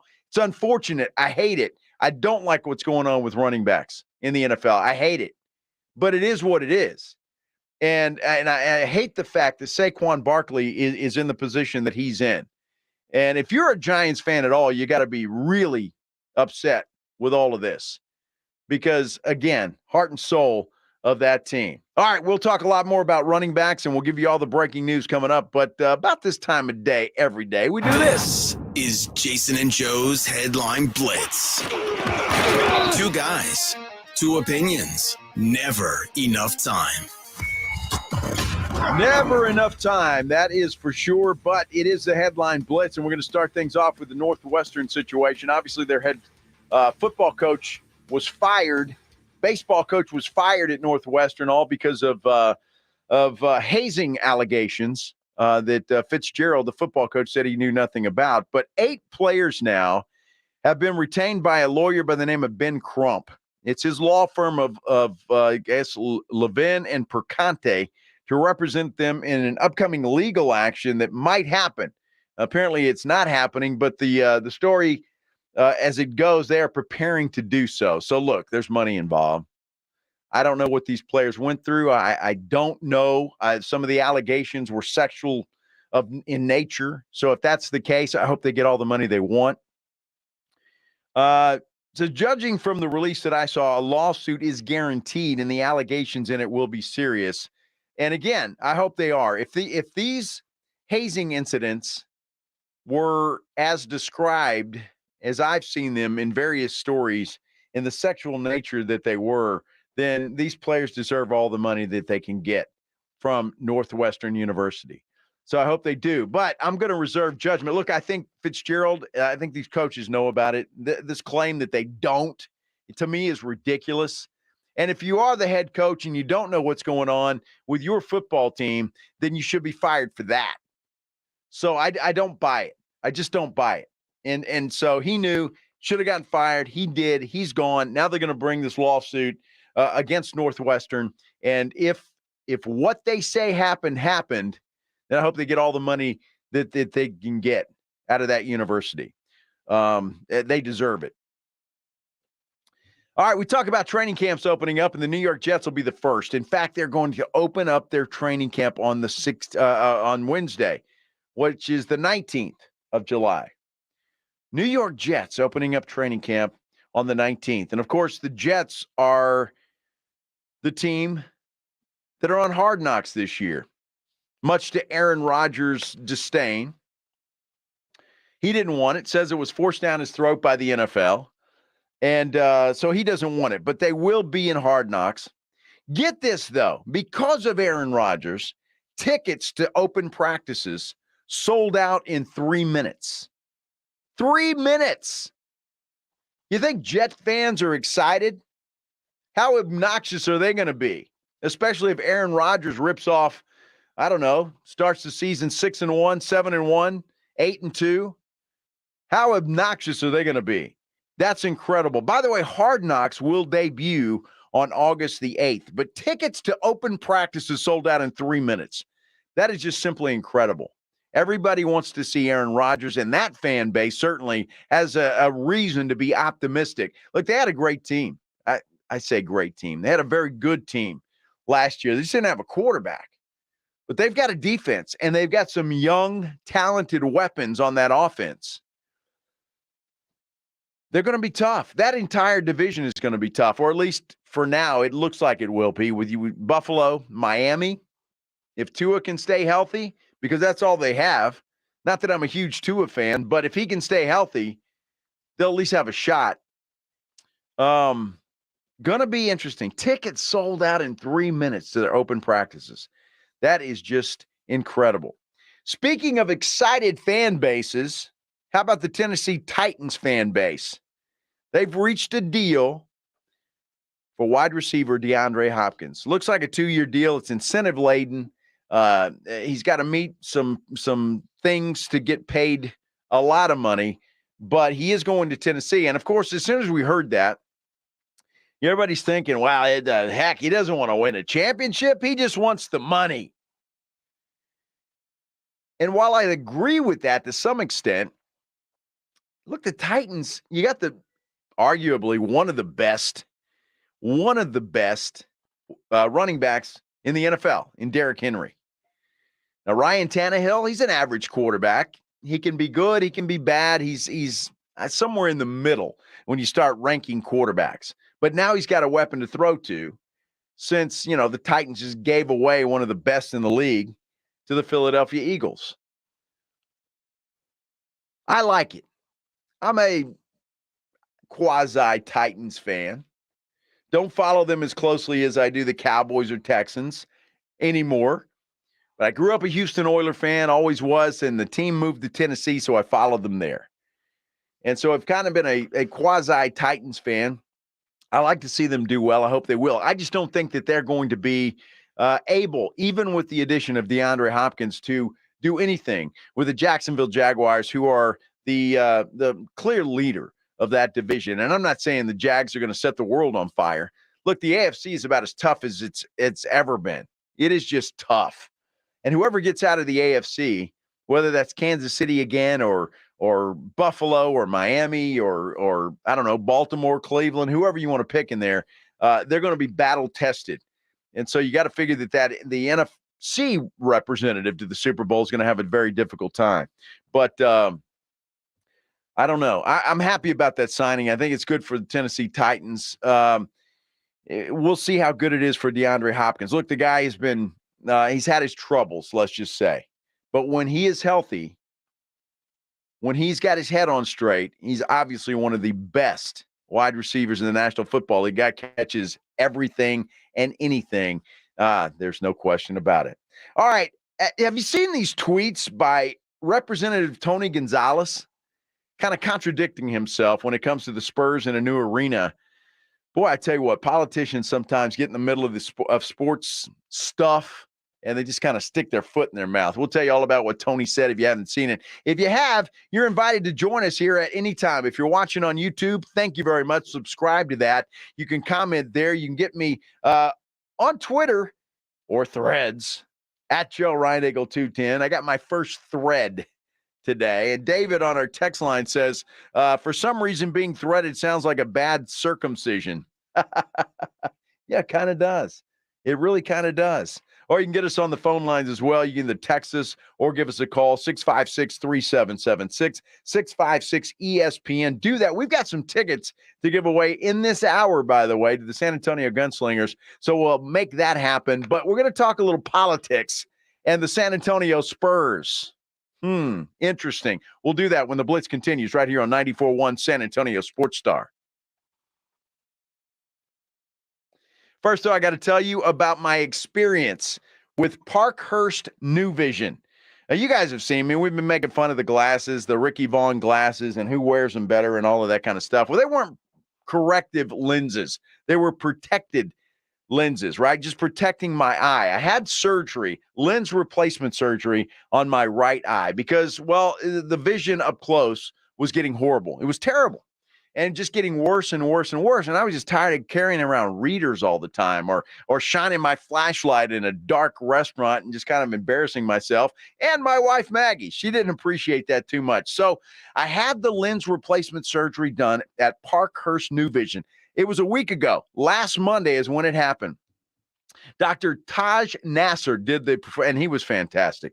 Love this guy. I will always be very respectful of Dr. Nasser for the rest of my life. Well, I went back by there today to get my week checkup to make sure everything was going okay. Had an opportunity to meet the man, Dr. Parkhurst himself. He checked out my eyes, said everything is going well, told me what to do. I've still got to go in for a couple of more adjustments, as they call them, because what the crazy thing is they can adjust the lens while it's in your eye. It is amazing what they can do, but I tell you what, I'm already seeing better. No readers here. I can see my computer here. I read a menu in a restaurant this weekend. It was fascinating. I love it. Hey, if you're thinking about doing this or you want to see if you're a candidate, go see the folks at Parkhurst New Vision. They are incredible, and they do many, many procedures. The lens replacement surgery that I have, they do LASIK, cataract surgery, whatever you need when it comes to your eyes. Trust me, they will take very, very good care of you. Believe me, I've been through it. I've done it. I see how they operate, and they are fantastic. Give them a call if you want to go by there and make an appointment to get things done. 210-585-2020, or you can check them out online at sanantoniolasik.com. It's Parkhurst New Vision. Go by and see them. You'll be glad you did. It's R&R in the morning. Tuesday on R&R in the morning, we're looking for 8 lucky people to join us in a chicken eating contest this Friday. It's called Refuel. Fuel up on some chicken. Hey, did Pollard sign the franchise deal? And the Wemby effect continues. Where's that new stadium going to be built? We're talking about it. The party starts at 6. It's your wake-up call. R&R in the morning, 6 to 10 on 94.1 San Antonio Sports Star. It's patio season, so get over to the Roo Pub at 281 and Redland Road to enjoy the great South Texas weather. As always, ice-cold beer and specialty drinks, happy hour weekdays from 11 to 6, and the kitchen is open late until 2 a.m. every day. Add the Roo Pub into your lunch rotation with those 3 massive 170-inch screens and TVs all around. You know there is no better place to watch a game, and they always have all the fights. The Roo Pub, next to the Angry Elephant, 281 and Redland Road. We'll see you at the Roo. If you're hit by a car, truck, or commercial vehicle, you need help with vehicle repairs, car rental, medical care, Davis Law Firm can help get your life back on track. For over 25 years, we have secured important verdicts and settlements for our clients, some in the millions of dollars. I'm Jeff Davis. If you were in a car or truck wreck or hit by a commercial vehicle, call the Fours right now. Call me at 444-4444. You got it. There's only one number to remember, and that's 4. Attorney consultation by appointment only. Davis Law Firm, San Antonio. Davis Law Firm is a proud official partner, personal injury attorney of the San Antonio Spurs. Here in San Antonio in the Hill. What's the matter with you? Now that's harsh. At the same time, those that know have a Connecticut quality water softener and enjoy smooth, soft, pure, clean water like this. Tú eres mi luz en la oscuridad. Hard, harsh water. Hey, use with the face. Soft water. El amor es como el agua que nunca se seca. If you don't have a Connecticut water softener, you're basically inviting hard water into your home to beat up your appliances, hot water heater, and every pipe in your home. And if you can't live without your coffee maker, hard water damages it too. This is Chris Knippa with Connecticut and San Antonio in the Hill Country. Call me for a free in-home water evaluation at 656-PURE. Right now, get 0% interest on a Connecticut system. I'll even let you try Connecticut water softener for 90 days, absolutely free. Connecticut is simply the best water softener you can buy, and that's why we say it's the last water softener you'll ever own. With no fees or minimums and no overdraft fees, banking with Capital One is the easiest decision in the history of decisions. Kind of like choosing Derek Jeter as the pinch hitter for your baseball team. Jeter, you're in. We need a home run. I'll give it a try. I've swung a bat once or twice. That's out of here. Yep, even easier than that. With no fees or minimums and no overdraft fees, is it even a decision? That's banking reimagined. What's in your wallet? Terms apply. See CapitalOne.com/bank for details. Capital One NA member FDIC. Hey guys, this is Keenan Thompson. I have a problem with you. Yes, you. None of y'all told me that AutoTrader has millions of new and used cars that I can shop from home. I thought we were friends. I put smiles on your face, but I'm not smiling. No one told me that with AutoTrader, a dealer can deliver cars to my home or that I could shop by price on AutoTrader. No one. Consider this friendship that you just learned we had officially over. Finally, it's easy. AutoTrader. Twin Peaks is the best in the game. Here, it's bigger game days and bolder fight nights. I mean, where else can you find a scratch kitchen that always comes in clutch? Every day, from lunch to late night. Only at Twin Peaks, the #1 sports bar. Buyers Barricades is proud to provide traffic control, rental, and sales for work zones and events in the San Antonio area and beyond. Buyers Barricades, the Texas authority in barricade rental. Learn more online at buyersbarricades.com. That's buyersbarricades.com. Tuesday on R&R in the morning, we're going to be looking for 8 lucky people to join us in a chicken eating contest this Friday. That's right. Also, SEC Media Days, Franchise Tag Day. And can those Georgia Bulldogs stop getting speeding tickets long enough to three-peat? Now back to the Blitz. Y'all are beer betting on Tony Pollard franchise tag? You're too drunks. You know us well, Rudy J. You know us well. Yes, we had a beer bet on Tony Pollard, whether he get a long-term deal or not, and I lost. I'm on a 3-game losing skid, basically. When it comes to these beer bets. I honestly thought the Cowboys would work something out with Tony Pollard, but if you haven't heard, they haven't. He's going to play on the franchise tag this year. Saquon Barkley, Josh Jacobs, they didn't get anything done either, although Diana Rossini just tweeted out that both sides, when it comes to the Raiders and the Giants with their respective running back, worked up into the final minutes to try to agree on a long-term deal. She says she's told attempts and efforts were made to get the deals done, but obviously they didn't get done. Now, will they? Maybe, perhaps, but we'll see. So it just shows me that look, neither side was really willing to cave, right? I mean, that's pretty apparent. Neither side was willing to cave. Yeah, on our text line, Joe, you're having a bad season just like your Cardinals. That is exactly right. They've been on many 3-game losing skids. I'll be back, though. I'm not going to quit. I'm not a quitter. There'll be another one coming up here in a moment or someday as we get closer to football season. There'll be a lot of opportunity to get that done. Thanks for joining us here on the Blitz 94.1 San Antonio Sports Star. I'm Joe Reinagle. Jason Minix, not feeling well. He left. He was here at the office. We were talking about the show, and the guy was he just didn't look good. So he went on home to try to look better and feel better. And I don't know if he can look any better, but he can feel better. That's for sure. Hopefully he'll be back tomorrow. We will wait and see.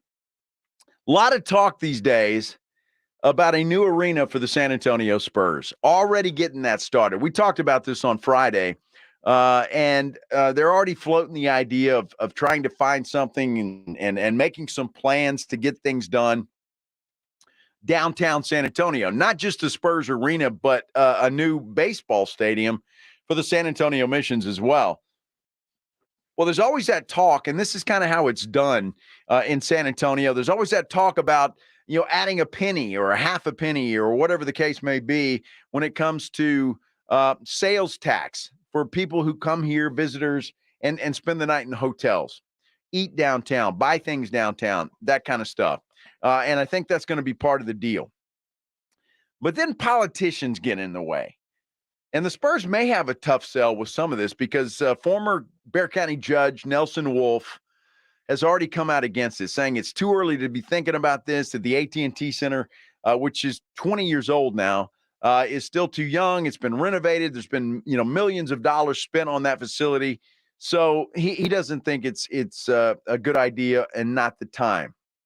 The current county judge is in the same boat. There have been other politicians that have done the same, including our representative, our U.S. Representative Tony Gonzalez. He says it's time. He said this back in May. All right, it was May 17th. He sent out a tweet. He says, it's time to get the Spurs a new arena, ... in San Antonio. Now, that was when, a lot of the stuff was coming out and are they going to move? Are they not going to move? Not sure. But that was Tony Gonzalez on 5/17. Just yesterday, Tony Gonzalez tweets out, not one San Antonio taxpayer dollar should be spent on an arena for a team that is playing games in Austin. What do you think about that? Is that being hypocritical when it comes to Tony Gonzalez? And how do you feel about a new arena? I think it's time. Look, AT&T Center served its purpose. A lot of good times in the AT&T Center. A lot of championships won in that building. But it looks like a barn. And I know they wanted it that way because it's out there, it's the rodeo, it's this, it's that. Nice facility, but I've been to a lot of facilities that are much better. Much better. And it's time for the Spurs to improve, to get it done. I like the idea of downtown. I heard Rob and Rudy this morning talking about it, and Rob floating the idea.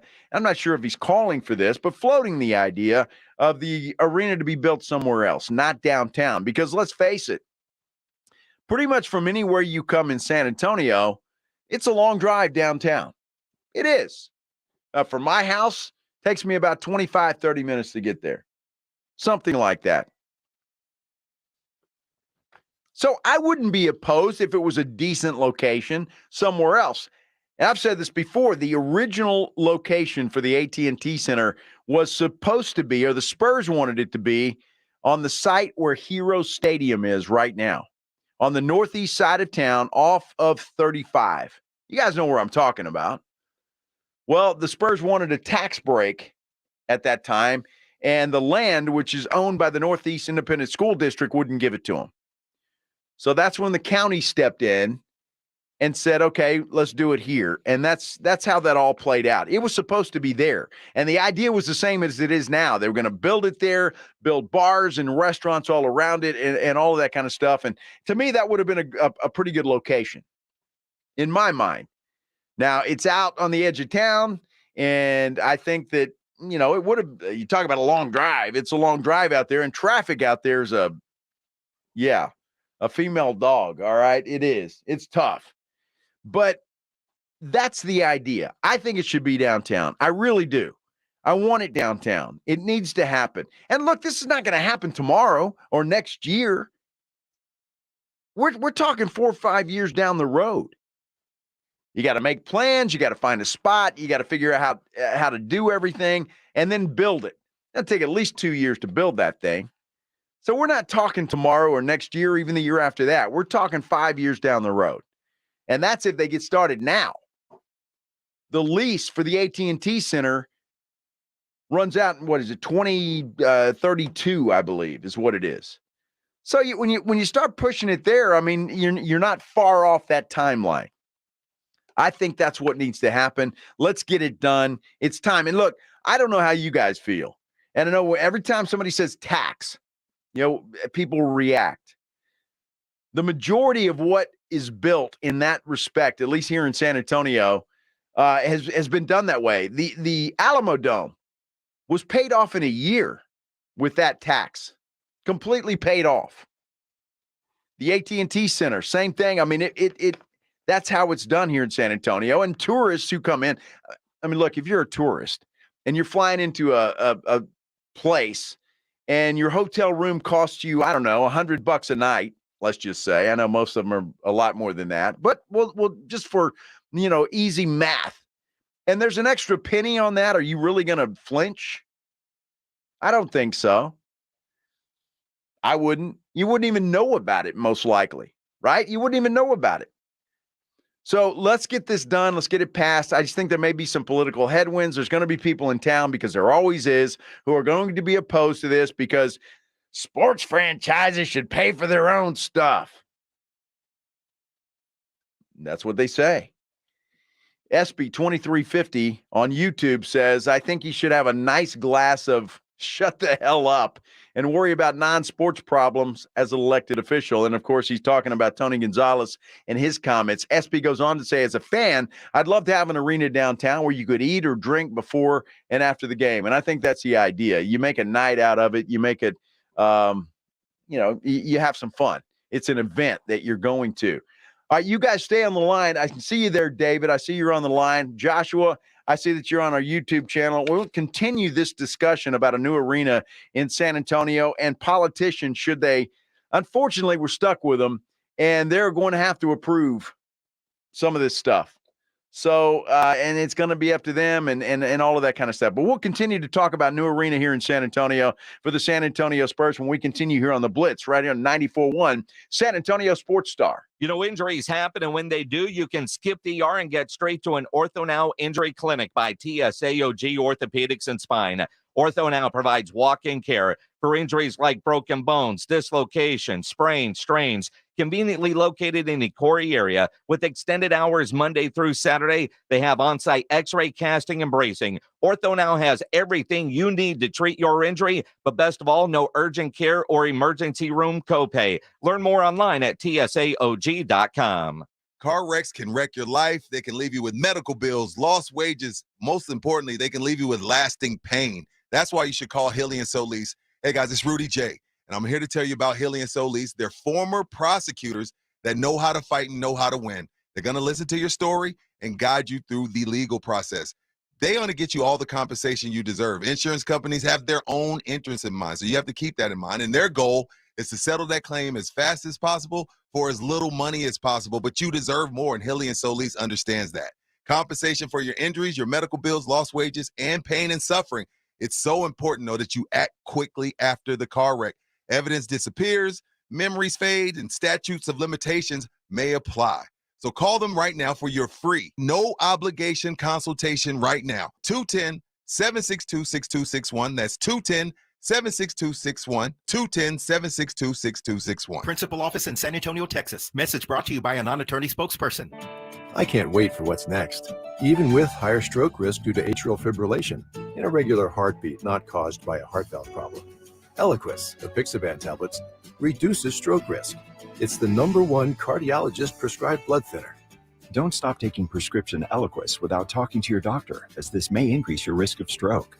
Eliquis can cause serious and in rare cases fatal bleeding. Don't take Eliquis if you have an artificial heart valve, abnormal bleeding, or have antiphospholipid syndrome. While taking, you may bruise more easily or take longer for bleeding to stop. A spinal injection while on Eliquis increases risk of blood clots, which may cause paralysis, the inability to move. Get medical help right away for unexpected bleeding or unusual bruising, or if you have tingling, numbness, or muscle weakness. It may increase your bleeding risk if you take medicines such as aspirin products, NSAIDs, SSRIs, SNRIs, and blood thinners. Tell your doctor about all planned medical or dental procedures. Learn more at Eliquis.com or call 1-855-ELIQUIS. Hi, I'm Henry Winkler. My eyes are very important to me. My eyes connect me with things I love. I loved my late father-in-law dearly. He always lit up a room, but his vision dimmed with age. He had age-related macular degeneration, or AMD. And since partnering with Apellis, I've learned there's an advanced form of the disease called geographic atrophy, or GA.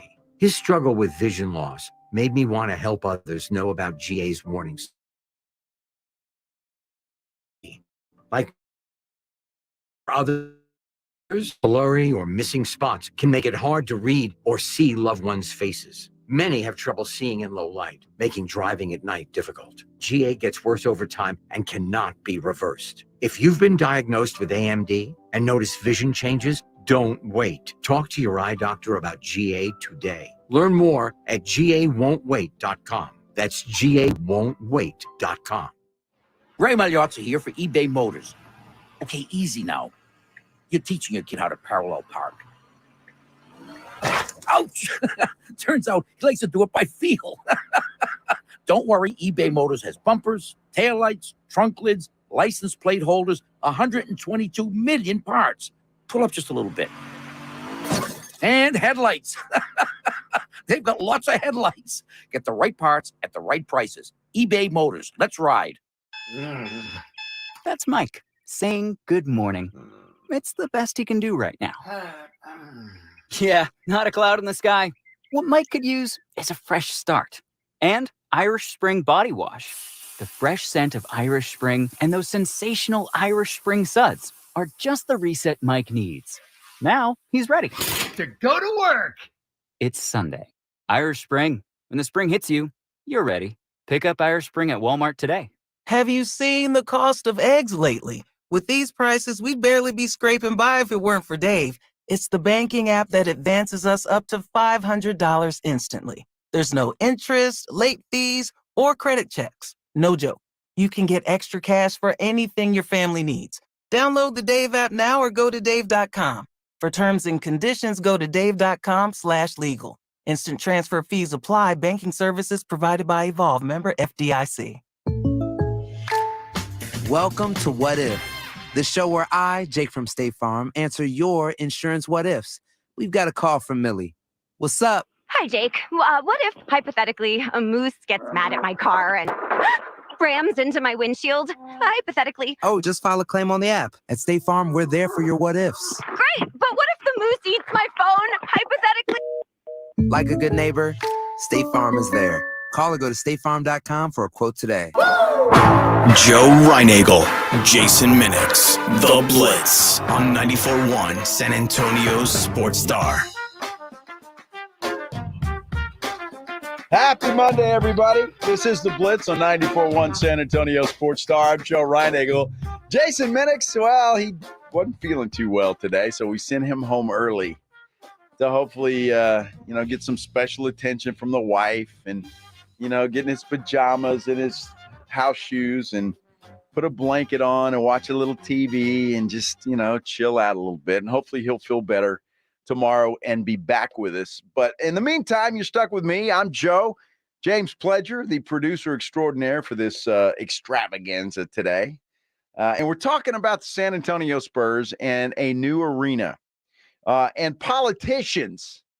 Yeah, before the break, we mentioned Tony Gonzalez kind of being hypocritical, or at least that's kind of the flack that he's getting after sending out a couple of tweets. One way back in May 17th of this year, he said it was time to get the Spurs a new arena in San Antonio. That's what he said. All right, well, yesterday he sends out a tweet that says, Not one San Antonio taxpayer dollar should be spent on an arena for a team that is playing games in Austin. What do you think about Tony Gonzalez's comments? I think, to me, they're hypocritical. Look, they're going to play 2 games in Austin. We understand why they're doing it. Obviously, if they're thinking about building an arena downtown San Antonio, they're not going anywhere. So there's no threat to move, but they'd like to bring in the Austin market. And if it stays at a couple of games, Austin gets a taste. Maybe then they come to San Antonio. So in my look, that's a weak argument, Mr. Gonzalez. Joshua Jimenez says, I think whoever runs against him is going to win the vote. I'd be mad if they're still playing in Austin, but the Spurs stay in San Antonio and downtown. Exactly right, Joshua, and I feel the same way there. Look, if they're building an arena in San Antonio, they're not leaving. They're not moving to Austin or anywhere else. So there's that. Psycho Ward 44 says, like how people say Pop should just worry about coach and LeBron to just dribble as well. How about the same process for all elected officials? Hey, I hear you. I hear you. Look, politicians are, with all due respect, necessary, right?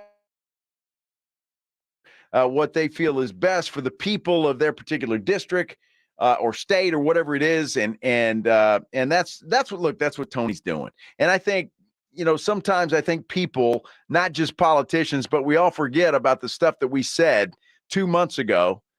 And then all of a sudden it creeps up and you say, oh, geez, I said that, didn't I? And it's kind of weird, right? So, and I think that's what's happening in Tony Gonzalez's mind. Look, it sounds to me like he's all in favor of an arena. At least he was back in May. Yesterday, maybe not. But Tony, you got to think about this. They build an arena, they ain't going nowhere. Let them play a couple of games in Austin. It's not a big deal. They're going to go to Mexico too. So, you got to all put it in perspective. I'd rather than build a new arena knowing that they're going to stay here for many, many, many years versus, fighting and haggling over, a new arena and then have them move because somebody else offered them a bigger, better deal. What do you think? Our phone lines, which you can call or text, 656-3776, 656-ESPN. You can get me on Twitter at Joe Reinagle 210 or thread me as well. It was kind of thrilling to get a thread. I won't lie to you. I got one earlier in the show, and it kind of gave me goosebumps a little bit. I won't lie to you. Or if you're on YouTube, if you're watching there, give us a comment and subscribe to our YouTube channel. We would certainly appreciate it. Let's go to the phone lines now because Dave has been hanging on, wanting to talk about a new arena and old ideas. David, welcome to the Blitz. Hey, Joe. Good afternoon. I am really, really tired of old-time politicians sticking their 2 cents into every decision that has to be made regarding sports teams. Everybody knows that this is the way things go, not just here, but everywhere else also. You go to any major city that has sports teams, franchises, and they all have sports districts. I just got back from Nashville not long ago. Their arena for their hockey team is 3 blocks away from their biggest tourist attraction, which is Broadway Street right there in Nashville. Clubs up and down that whole area. Well, yeah, and their football stadium's right there too, right? And the football stadium is not far from this, maybe like a half a mile from there. Yeah. You go to Houston, Dallas, they're all the same way. LA, LA is more expanded, but it's crazy that these old school politicians here in San Antonio think that every penny should be spent on potholes and stuff like that. San Antonio needs and deserves a sports district and an entertainment district in the middle of downtown, a new baseball stadium for the Missions, a new arena for the Spurs right there next to the Alamo Dome, and see what happens with the Alamo Dome later on. But for now, it's good for UTSA and concerts and stuff like that. But we need to move into new times. This city is still too backwards, and it's a shame. Nashville has a population of 1.5 million. San Antonio has a population of 2.5 million, and Nashville has better stuff than we do. It's amazing to me how this stuff keeps happening here. All right, Thanks, David. Joe. Have a good day. Hey, I appreciate the phone call. And that opens up a line if you want to get online, 656-3776. Interesting what he says, and I agree. Look, I've talked a long time because I've had the opportunity to go to Oklahoma City, for example, Memphis, for example. The ballparks are downtown. There's restaurants, there's bars, there's things to do. We have a beautiful Riverwalk here in San Antonio. Incorporate all of that. I mean, and get people downtown. I'll be honest with you, unless I've got somebody in town, a guest that doesn't live in San Antonio that's visiting, I don't go downtown. There's no reason to. No reason to. I mean, it's just a long way down. But if you're going to a game, you go to dinner beforehand or go to the game afterwards, and just making an event. That's what they need. SB 2350 says build the arena where the Institute of Texan Cultures is. I agree with you, and I think that's going to be part of where they're looking. But it's my understanding that UTSA owns that property. So I don't know. UTSA would have to play ball. So we'll see how that happens. Monday. No, but I had it on yesterday, Hector, and it looked damn good. Pledge wore a white belt yesterday. Minix, we don't know what the hell he wore because he wouldn't tug his shirt in. That guy. Let's go back to the phone lines at 656-3776, 656 ESPN. Ryan wants to talk about a new arena. Ryan, welcome to the Blitz. Yeah, I would like to say build it downtown, basically picking back off of the previous caller. I totally agree. Put it downtown. Put it like around like food, hotels, event like other environments, and then either way we're going to get taxed either way. So what's the point? You're cool with paying the tax, whatever it may be. Yeah, either way we're going to get taxed no matter what, because if we need the stadium, go ahead. Either way, we're going to get taxed no matter what. All right, Ryan, appreciate the phone call. I think the consensus is going to be, look, among sports fans, that we want to get this done. We need to get it done. The Spurs going to stay here. And, it's a penny tax, mostly going to be paid for by tourists. Let's face it, it is. And I think that's a genius way to do it. Nobody looks at their hotel bill and says, I'm not going to San Antonio because of a penny. That extra penny, forget it. I'm not going there. It's not going to happen. And every city does it. But the fact of the matter is, look, if the stadium is built, Representative Gonzalez, the Spurs aren't going anywhere. You can forget about Austin. Forget about that. They're going to stay here. They're going to be a San Antonio Spurs forever. So your tweet yesterday made absolutely no sense. None whatsoever. And I like Tony Gonzalez. But that tweet made absolutely no sense. Rudolph Gonzalez says, I don't get why people think you can just move the Institute of Cultures, which is an operational museum owned by the University of Texas system, where it is supposed to go. I hear you, Rudolph, and I understand. And I think, and that's what I said. I think UTSA would have to play ball, but that seems to be the most likely place for it. It'd be right across the street from the Alamo Dome, and you'd have an entire sports section, right? Environment there. Just like Philadelphia, not a big fan of that place or the fans, but they're doing it right. I mean, all of their stadiums are right there, and they've got it's called Infinity Live right in the middle of it all. And it's fantastic. Hector Rodriguez says, as a sports fan, I'm okay with the Spurs getting a new arena. I think most sports fans are going to do it, but I know what's going to happen. There's going to be those people out there that don't like raising taxes of any kind, regardless of who's going to pay for it. And they're going to come out because this happened. I'm old enough to remember when this fight was going on with the Alamo Dome. People came out and said, no way, we're not going to do it. Even though those people that were complaining about it were never going to pay any of that tax. It was all tourists. So there's going to be some pushback. And again, Nelson Wolf, former Bear County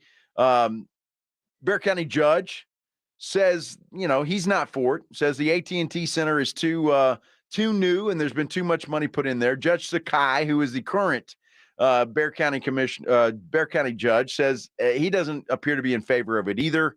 So there's going to be some pushback. Tony Galan says, what happened to the idea of doing a DFW kind of thing here and building between us and Austin? I think that would work, Tony, for football, for an NFL stadium, because it's once a week. You're talking about games, 3 times a week, having to drive all the way out there. I just don't know that would happen. I think for an NFL stadium, it would be ideal, because that would be a destination. It would be perfect. But for a San Antonio Spurs arena, it wouldn't. It would not. I just don't believe that would work. People get tired of driving all the way out there. Herb Phillips says we already have the best practice facility. Why wouldn't we want an arena to match? Absolutely. I agree with you there, Herb. And when this practice facility is done, it is supposed to be fantastic. The complete just all of it, not just the practice facility, but all of it is just going to be fabulous. And look, where they're building that thing, I don't know how much land is out in that area. Rob Thompson this morning on R&R in the Morning suggested even maybe out between here and Bernie, or in that area where the rim is and what's the other place? La Cantera, are somewhere out in there. I don't know if that would be a good place or not. I think downtown is the place to go. If they can get it done and get a way to do it, I think downtown and locals would go. I think it would give the downtown area and the downtown businesses a little shot in the arm, because I think people from San Antonio that don't go downtown a lot would start going downtown and patronizing those businesses. And I think it would be good. Joshua says Spurs can tell UTSA to give us the Institute of Texan Culture, and we'll help you rebuild that dump that UTSA plays basketball in. Huh. Okay. I can't lie. It is. We've got some text messages too I want to get to. 3776 says the Moody Center is waiting for Spurs. Moody Center's not big enough, and the Longhorns own that place. They're not going to give that up. Mike says on our text line, Raiders considered San Antonio move to Vegas. A's moving to Vegas. Spurs are going to move to Vegas to complete the Sports City trifecta in Vegas. Money talks, and San Antonio ain't got Vegas money. Again, Mike, that might happen. I mean, look, they took the Stars from us, right? They're now the Las Vegas Aces. Used to be the San Antonio Stars, the WNBA team. Again, Mike, you got to consider this. If a new arena is built, the Spurs are not going to move. They're not. I don't care how much money Vegas or anybody else offers. If they build a brand new state-of-the-art facility here, they're not going anywhere. It's just that simple, and I think that gets lost. Vegas will probably get an NBA team. Probably will. It's not going to be the Spurs, though, unless we screw this up. And I'm not saying the Spurs should hold the city hostage. Never. I've never been in favor of that by anybody, not the Spurs, because I don't think they've ever done that. But look, if you want to keep a pro sports franchise in town, there's competition. Other cities are willing to do it. And if your city is not, why wouldn't a team leave? I would. I mean, you're not just going to stay here and play in a place that's old and dilapidated, and you just don't. Look, I will say this till I'm blue in the face. All of those Spurs championships, all of them, gave this city more exposure, more money than they could have paid for. The advertising dollars alone that this city got, and has gotten now since Wemby came around, is invaluable. That's why you do it. You build them a stadium, and then look, then you hold their feet to the fire and say, hey, we need a winner. You got to win. Whatever that takes. Spurs have a guy by the name of Wembanyama. They're hoping can be that catalyst to get that done. So we'll see. By the way, CPS Energy, according to 5042 on our text line, says CPS Energy just sold some land to the city of San Antonio between 35 and 37, close to Central Catholic. Okay, that's kind of just outside of downtown, but possibility, certainly a possibility. There's all kinds of possibilities. If you guys want to continue to talk about a new arena, I'm certainly willing to do that. 656-3776, 656 ESPN. Those are our call or text lines. You can get us on the YouTube channel. Subscribe to it and watch us. A lot of folks are there, and we appreciate it. A lot of folks commenting there. At Joe Reinagle 210. You can get me on Twitter. I think I'm neglecting the Twitter line. I need to look at that a little more often. But you can do that, and I will promise you that if I see something that makes sense that you guys want to say, then I'll read it on the air so everybody can have their say. But you're more than welcome to do that. When we come back, SEC Media Day is going on right now. And Jimbo Fisher is talking. Is Jimbo on the hot seat, and should he be? And talk about annoying. Jimbo Fisher might be just as bad as the Philadelphia Eagle fan. We'll talk about Jimbo. We'll hear from Jimbo when the Blitz Antonio Sports Star.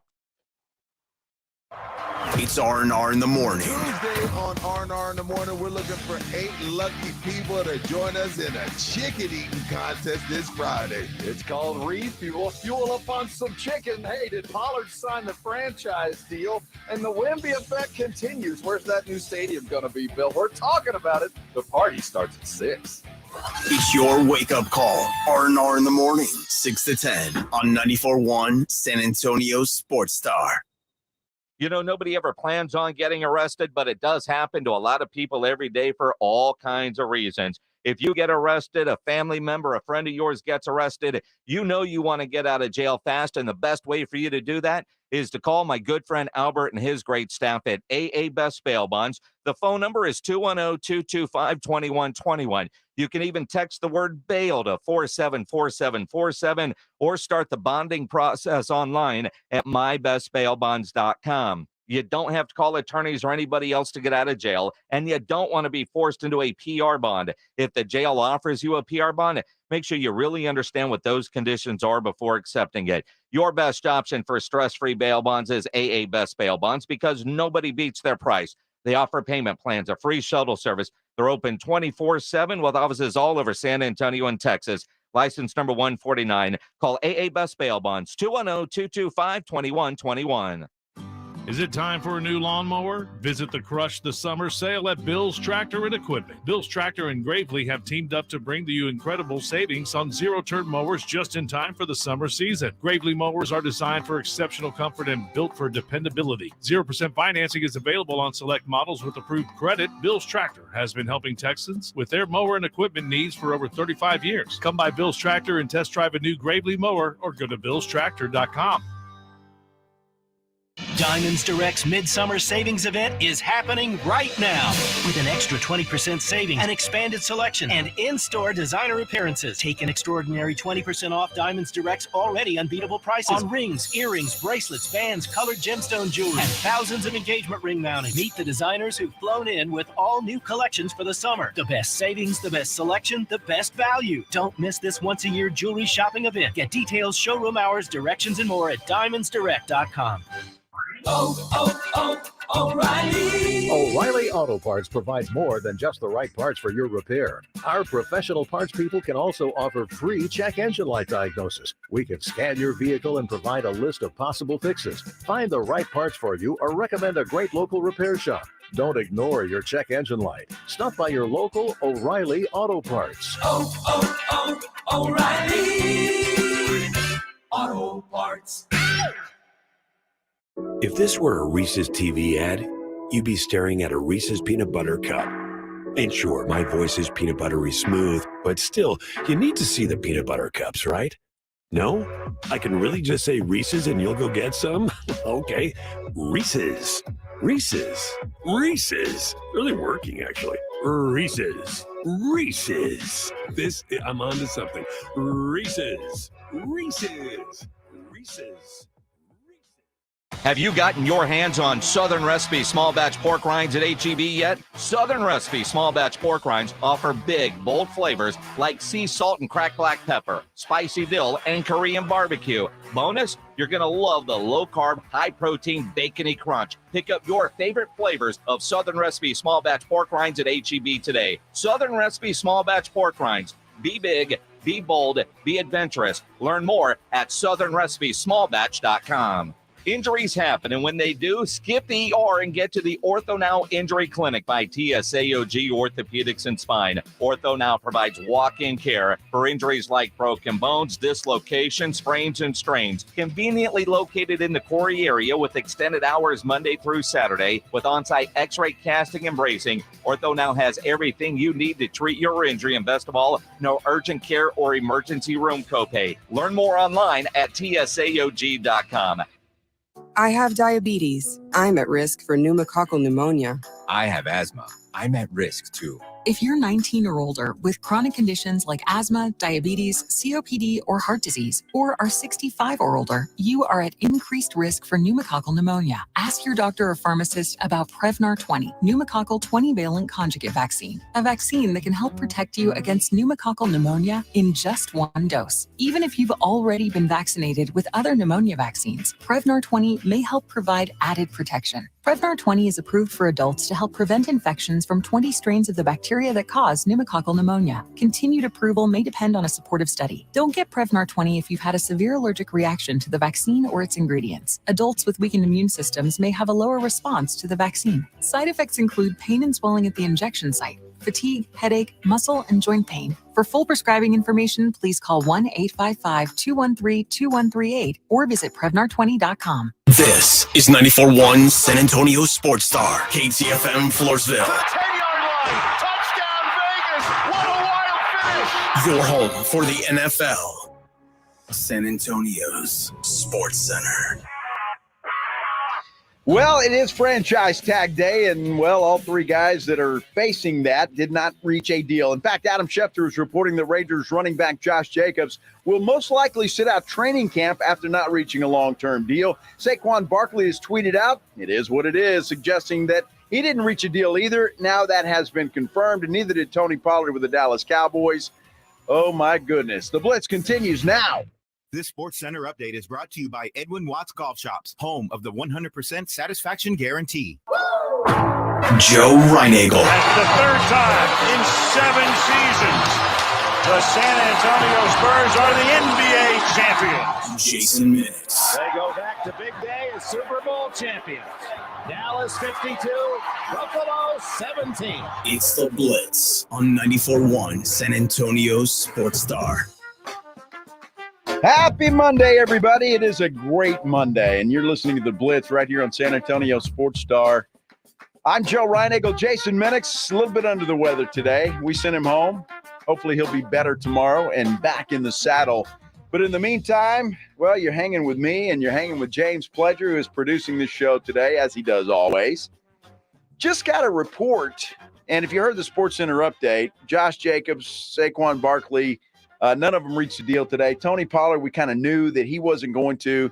There's a story out today, though, that just came out a few minutes ago, that the Giants actually offered Barkley $19.5 million guaranteed, but he did not want that, apparently. So that's why they didn't come to an agreement today. And Ryan Dunleavy's tweeting out that 2 franchise tags would guarantee him $22.2. So he'd rather be franchise tagged twice in order to do that. So don't know what's going to happen with Saquon, but the 3 guys, I thought Tony Pollard was going to get his deal. In fact, I lost a beer bet on it. I'm on a 3-game losing skid, by the way, when it comes to that. He did not. He's going to play under the tag because he's the only one of those 3 that actually signed the tender. He's obligated now to do that.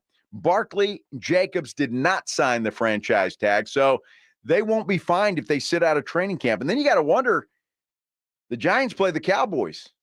Boy, could the Cowboys get a break and not have to deal with Saquon Barkley early on in the season? That's interesting. So we'll keep you posted on anything else that happens and the latest on those 2 guys, anything else to happen in the NFL. as we get close, man, the New York Jets about to open up training camp on Wednesday. Cannot wait for NFL football to get started. All right, Pledge is yelling at me. I wish you guys could see this. He's yelling at me. I was supposed to give away San Antonio Gunslingers tickets, and I didn't do it. So we need to take care of that right now. If you want to go see the San Antonio Gunslingers, all you have to do is be the 9th caller at 656-3776, 656 ESPN. 9th caller is going to get a 4-pack of San Antonio Gunslinger tickets, and you can go see the Gunslingers play a little football. Is the new stadium really bigger than this? Is the new bigger than the Gunslingers? I don't know. It's close. It's close. It's close. Yeah, new stadium. We'll continue to talk about that too. I want to get everybody's thoughts on that. We'll get a lot of comments, but it's SEC Media Days. All right, it just started today, and Texas A&M was on the docket today, and that means Jimbo Fisher. Now, there was a story, Brett Winterman said that Jimbo Fisher did not go and did not comment on the Coaches Association meeting, the convention that they're having in Houston because of a family commitment last night. He was supposed to speak. He sent defensive line coach Elijah Robinson to take his place. So Jimbo Fisher was not in Houston, but he was today at the SEC Media Days. And questions. One of them that he really has been reluctant to talk about. Remember, Jimbo was basically forced to hire an offensive coordinator. Bobby Petrino, former head coach in college football, supposed to be an offensive guy, but he was asked today about working with one Coach Petrino. Very close, which has got me excited. But the same thing, I feel very comfortable with our guys. They've won games, they feel comfortable in games, they've played in big moments, and like the competition going in, really do. How has Bobby Petrino fit so far? And I mean, how is wonderful. The offense just progressing? We feel very comfortable with what we're doing, how we're doing it. I mean, we're not going to get into scheme, the schematics. I'm not going to sit there and tell you what we're going to do. But at the same time, people don't realize he and I were friends a long time ago. We've had a great admiration for each other and what we've done and how we've done things. He studied us, we studied him, things that go back and forth over years. And he's a proven guy who's proven a lot of things as a quarterback coach, as a play caller, as an offensive guy, and very pleased and had great continuity of the staff. The meetings and the staff member have been tremendous, and he's been a very good recruiter. Recruited very well. Yeah, Bobby Petrino is an offensive guy. I mean, and he's been there. He's had his issues, but Jimbo didn't want to hire an offensive coordinator. He didn't want to. He's been calling the plays. Obviously, it was a very disappointing season last year, and he was forced to hire an offensive coordinator. I think that was part of it. He had to. Look, I like Jimbo Fisher because he makes this job easier. He says all kinds of goofy stuff, and he makes this job easier. He's fun to, if you can ever understand what he's saying, he's good, but he's good for us. I'm just not sure for whatever reason, because reportedly they've had great recruiting classes, and maybe this is a year. And I think for Jimbo, it needs to be. Mike on our text line says, Joe, I love you, man, but you're talking crazy. AT&T went through. Oh, this is about the stadium. Sorry about that, Mike. I'll read that when we get back to that. I thought you were talking about Jimbo. I'll read your text, I promise, when we get back to that. But Jimbo Fisher, to me, is you talk about somebody that's cocky as hell. Jimbo is that guy. You talk about somebody who came in here, obviously holding his head up high, thinking he was going to be the guy. But really, what has Jimbo done?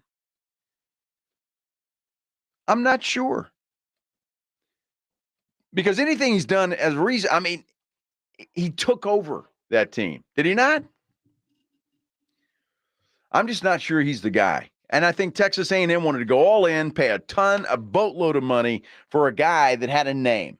And that's what they wanted more than anything. And so far, I think they're as surprised as anybody that this guy has not been able to do what anything. I mean, they lost to Appalachian State at home. And I know that happens. It's happened to other teams before. But Jimbo forced to get an offensive coordinator that he clearly did not want. But he did talk about Bobby Petrino today a lot. You heard some just a few minutes ago, but he was talking about their offense and what it's going to look like this year. Bobby's a lot of underneath play action. No, but I'm not going to get into schematics and full wide. We do everything. We're not going to get into that. I mean, I'm not going to sit there and say exactly what we're going to do or how we're going to do it, but we'll have a good plan. And then the key is we got to execute it and do it and get the ball to the right guys and right playmakers and, be solid across the front, get the quarterback doing what he's supposed to do and get to the playmakers and let them play. That's your goal on offense and not turn it over and score points. Wow, that sounds easy. Don't turn it over, get it to the right guy, and just, that's all it takes. Sounds very simple. I think Pledge or I could be an offensive coordinator if that's all it takes. Right? Just make sure you get it to the right guy. That's it. I don't know. It's going to be interesting to see how these two guys coexist. And when they get started in fall camp here a little bit later, it's going to be interesting. And we'll hear more from Jimbo Fisher, I'm sure, coming up later in the show. But Jeff Traylor, we talked about Jimbo Fisher not being at the coaches convention in Houston yesterday, which Jeff Traylor was. And what I love about Jeff Traylor, number one, he's come in here and done the job. He's gotten it done. Conference USA, back-to-back championships that favored to go into the AAC and win that conference this year. Jeff Traylor has gotten it done. But he will tell you, as he's told us, look, money is an issue, especially with the wild days of the NIL these days and how you've got to keep players and make sure that you're recruiting every single day. You've got to do that. But he talked a little bit because he was asked a question about other coaches trying to come in and pluck his players from them. Zachary Franklin, the wide receiver, was one that got away. He was plucked away. Well, Jeff Traylor says that kind of stuff, at least they try to do it every day. Yeah, I'm not going to roll over and let them just have my kids. I'm going to call them on the phone, say, hey, Sam, my kid came in here and screenshotted. You hit him up. He's on my roster right now. What are you doing, Sam? And usually Sam's going to say back, your kid came and told you? And I'm like, yeah, I've got the screenshot, Sam, right here. And that squashed 7 of the 8. The one, he did what he had to do. And I'm still close to that one, too. I love the kid. I think he'll hit me back in 6 months. So, you know what, I missed you, Coach. I might have made a bad decision. I hope not. We'll see. Of course, he's talking about Franklin there. The one that got away, got a good deal. In Mississippi, he got a good deal, going to play for an SEC team.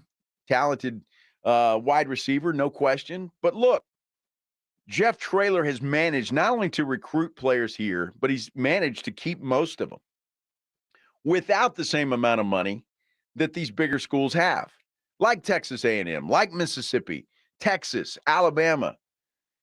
I mean, it's got to be tough when you're getting calls like that. And I'm so happy that Jeff Traylor actually called or is calling coaches out when it comes to this, screenshotting him and say, hey, what are you doing? You're not supposed to be doing that. Man, I hope, and I think we're going in the right track when it comes to this NIL, transfer portal, and all of this kind of stuff. There's been talk about national collectives. The NCAA now with the new head guy is talking about trying to fix this. And I know it's here to stay. I don't like it. I don't. And if you've listened to the show at any time, you know that. But it's here to stay. So we've got to learn how to deal with it. And I just think we need some guardrails. We need some rules in place that are fair to everybody. Because not everybody has been able to do what Jeff Traylor's been able to do and keep his players. 2 back-to-back conference titles, going into a bigger conference next year. They are the favorites to win that conference. I mean, that tells you everything you need to know in this time when he has to deal with the things that he has to deal with, and he's still getting it done, still keeping his players. Now, Frank Harris, a 7-year starter, I think, or he's been there a long time, but not every team has that either. And it's got to be a very comforting thing to have a guy like Frank Harris who knows the system, is going to fight his butt off for you, and you got your quarterback. Now, once Harris leaves, I think he's out of eligibility after this year. I'm not sure. Maybe we'll find some more and keep him around a while. But then we'll see. We'll see what happens. But I can't tell you what this UTSA football program has done under the leadership of Jeff Traylor. A lot of times, well, in college, it's a little bit different than the pros. Pros, yeah, a coach means something. You need something there, but it's more about the players. And I think any coach will tell you that. But in college, it's important. And Jeff Traylor has these guys believing they'll run through a wall for him, and they just want to play for him. And I hope UTSA can keep this guy forever. I'm not sure that can happen, but I hope that they do. Obviously, they signed him to a nice contract, but people are going to keep knocking on Jeff Traylor's door. They're going to, especially if he wins another conference championship. This guy is a talented head coach, and it's going to be interesting to see where he ends up. Does he stay in college? Is there, I don't know, is there a pro job on his horizon somewhere? Who knows? But I know that while he's here, he has made that UTSA football program a national talking point, and that is fantastic. You know who else has made San Antonio a national talking point? Victor Wembanyama. And Charles Barkley was talking about him. J.J. Redick was also talking about him. And they disagree on Wemby. We'll hear from both of those guys. Plus, we'll hear from you and me, and maybe even Pledge when the Blitz continues here on 94.1 San Antonio Sports Star. It's R&R in the morning. Tuesday on R&R in the morning, we're looking for 8 lucky people to join us in a chicken eating contest this Friday. It's called Refuel. Fuel up on some chicken. Hey, did Pollard sign the franchise deal? And the Wemby effect continues. Where's that new stadium going to be built? We're talking about it. The party starts at 6. It's your wake-up call. R&R in the morning, 6 to 10 on 94.1 San Antonio Sports Star. Jason Minix here for my friends at Ancira Chrysler, Jeep, Dodge, and Ram Truck, part of the Ancira I-10 Auto Complex. Very easy for me to tell you about and recommend Ancira because I am a longtime Ancira customer, and it's because of their great customer service before, during, and most importantly, after the sale. That great customer service is why Ancira has been a top family-run dealership in San Antonio for decades. They're going to make sure you're getting the vehicle you want with all the options and features that you're looking for. They'll give you great value on your trade-in, the best rebates and financing options that are available, and their service after the sale is second to none. So you know price made Ancira number one. Price keeps Ancira number one. So think Ancira. Ancira Chrysler, Jeep, Dodge, and Ram Truck, part of the Ancira I-10 Auto Complex. They're on I-10 West between Wurzbach and Huebner. You know you want to think Ancira or check the website, ancira.com.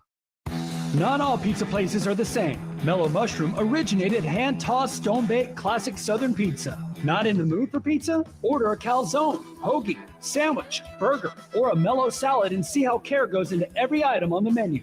Take your pick from 24 draft beers and or handcrafted cocktails. And many of the pizzas can be made gluten-free or vegan. Mellow Mushroom is at 1604 in Stone Oak Parkway. Hang with friends, watch the game, and mellow out at Mellow Mushroom. Guys, did you know your testosterone affects everything in your system, including how you feel and perform every day? Right now, Revive Men's Health San Antonio will check your testosterone for free. Knowing your T levels is the first step in understanding if you have low T. Your testosterone level impacts your energy, libido, sleep, weight, hair loss, mood, and even ED. Maintaining an appropriate T level can change your whole life. Most men start to see changes in their hormone levels in their 30s. Experience and results matter. So what are you waiting for? Get your T levels checked today by local, experienced, and trusted men's health experts. They've helped thousands of men since 2011. They're so confident they can help you, they even guarantee it. Call Revive today and schedule your free testosterone test, free exam, and free consultation. Call Revive Men's Health at 210-615-7777. That's 210-615-7777. Or visit ReviveMen'sHealth.com. If you've been injured in a car or truck accident, y'all need you to call the Rexperts. Hey, it's Rudy J. Hilly and Solis, most people don't know anything you say or write can and will be used against you by the insurance company to reduce or possibly deny your accident claim. The law office of Hilly and Solis will go to work and make sure you get the compensation you deserve, and they're going to make sure you get it fast. They're former prosecutors. They don't just know how to fight. They know how to win. Let the experts take care of dealing with insurance companies so you can worry about yourself and you can worry about your family. Don't let these insurance companies take advantage of you. See if you can turn that crash into cash. Healy & Solis will hire the top medical and technical experts to support your claim. Call for your free, yes, free, no obligation consultation right now at 210-762-6261. That's 210-762-6261. Principal office in San Antonio, Texas. Message brought to you by a non-attorney spokesperson. Tuesday on R&R in the Morning, we're going to be looking for 8 lucky people to join us in a chicken eating contest this Friday. That's right. Also, SEC Media Days, Franchise Tag Day. And can those Georgia Bulldogs stop getting speeding tickets long enough to three-peat? Now back to the Blitz. Y'all are beer betting on Tony Pollard franchise tag? You're two drunks. You know we are, Rudy.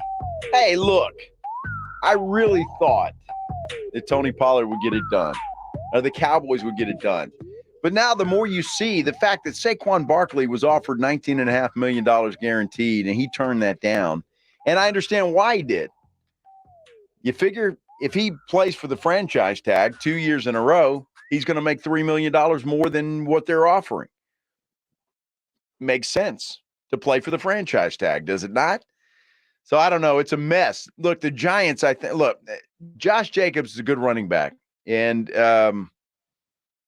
he means a lot to the Raiders franchise. But I'm convinced that Saquon Barkley, of the three that we were talking about today, Barkley, Jacobs, Pollard, that Barkley means more to his team than anybody else. And I say that knowing that Pollard's going to be an important part of the Cowboys, and that obviously Jacobs is with the Raiders. But, man, I think, and I say this because I'm a big fan of Tony Pollard, and what he did last year was pretty amazing. And what happened in the playoffs when he got hurt was pretty amazing. That Cowboys offense just came to a screeching halt. But I still think Saquon Barkley is the guy, and he's the Giants have to figure out a way to make this guy happy. I heard Greeny today, and I agree with him completely. Yeah, when you don't sign a guy and you don't put your faith in him, and I understand why NFL football teams are doing it, and it's just the way it is with the running backs. But Saquon has a bruised thigh. Would he play through that? Or would he say, "No, I'm hurt. I can't go"? A hangnail. Whatever. Something that he would play through normally, he might not play through because of this. And if he doesn't get the contract, and it's the same for Jacobs, same thing. Look, Pollard signed his tender, so he's obligated. And I think he's happy. I think Tony Pollard's happy as hell, knowing he's got $10 million coming his way. I think he's thrilled. But Pollard's just not getting his opportunity. Barkley's been that guy. He's had his opportunity. He's gotten it done. Same with Josh Jacobs. So it's going to be interesting to see if these guys hold out a training camp. How long do they hold out? Zeke Elliott did the same thing. Worked out pretty well for him. But we'll see. And certainly we'll keep you posted as we get set for training camp. We leave in less than 2 weeks. It was 2 weeks from yesterday. We're going to be flying out to Oxnard, California, as the Cowboys open up for a new season. We'll do our shows 2 weeks from today. All right, so we'll start R&R in the morning, the Blitz in the afternoon, Cowboys Corner with RJ Ochoa coming up, and we've also got a wrap-up show we're going to do for you. So a lot of broadcast hours coming to you from Oxnard beginning 2 weeks from today. So mark your calendar, all right, and be with us. I can't wait for a little football and football season to start because it's hot, man. I mean, it's hot. We were out playing golf yesterday, and it was hot. And I think it took all of us a little bit to get used to the heat and the hotness because nobody played well. Nobody on that front nine. Finally, we all got it together on the back nine. Even Minix. I've never seen that dude hit the ball as well as he did yesterday on that back nine. Have you ever seen him hit the ball that well, Pledge? Yeah, once before. Really? Yeah. I mean, he gets it going every once in a while, but I would argue with you while we were out at the golf club at Texas on Sunday. All right. We did play better as it got hotter. I guess we did, right? Well, just devil's advocate, the hotter it got, the better we seem to play. Well, the hotter it got, I think the more cold beer we had in us. And so also true. I think that helped a little bit too. It kind of loosens you up. It's like oiling the machine a little bit. But it was good. It was a fun time, and we thank the Golf Club of Texas for that. All right, Victor Wembanyama. I guess he's gone underground. Maybe he went to Aaron Rodgers' cave, and he's just kind of taking it easy. It seems to be, but people are still talking about this guy. Charles Barkley over the weekend was asked about Wemby, and Barkley's response is interesting because he says, "Man, I just I don't think all this hype is necessary." Well, I don't want to jump the gun because I've never seen him play against NBA players. The NBA, that little stuff they're doing in the summer league and that league he played in France, it won't be like the NBA. We got grown men in the NBA. We don't know how good the Spurs are going to be. He's got a great coach. That's the best thing he got going for him. But the Spurs are probably not in playoff contention next year. I hope he's great because it's better for my job and your job. But I think we need to I really just think we need to let it play out. Because like I say, he's going to be playing against NBA players. I don't know a lot about the French league, and I don't even waste my time watching the summer league. So I can't wait for him to get started. It's going to be a great thing to watch. It is going to be a great thing to watch. Everybody's interested in it. And, do you notice a trend here? Although there were some younger guys saying the same thing or along the lines as Charles Barkley, but it seems like the older guys are saying, hey, let's wait a minute. Let's take it easy. Let's wait. Let's see what happens. Let's don't buy into the hype just yet. And it's more of the younger guys that are a little more complimentary already. But think about what Charles said. And I know we're all excited here in San Antonio, and this is not raining on your parade, okay, or throwing a blanket, you know what I mean. But think about it. I don't know how good the French league is. Do you? The summer league's not. It's a bunch of guys that are just trying to make squads.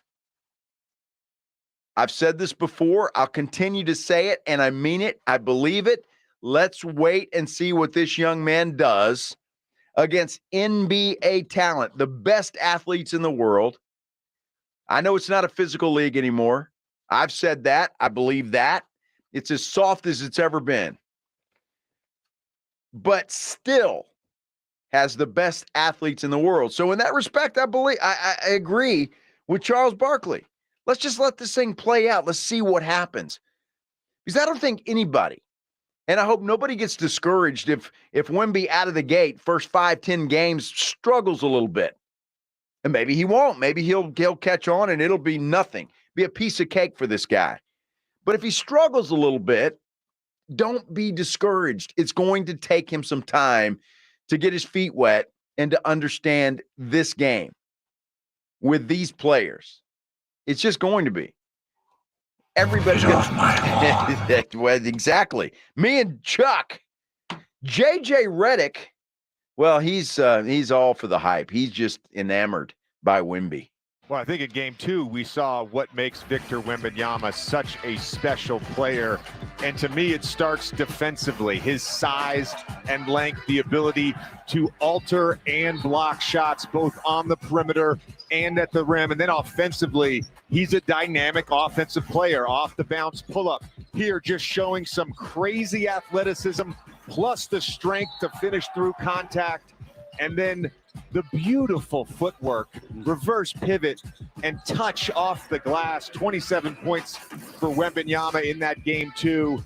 And you just get a sense he is so close to tapping into this full potential. But it might take some time, Mark.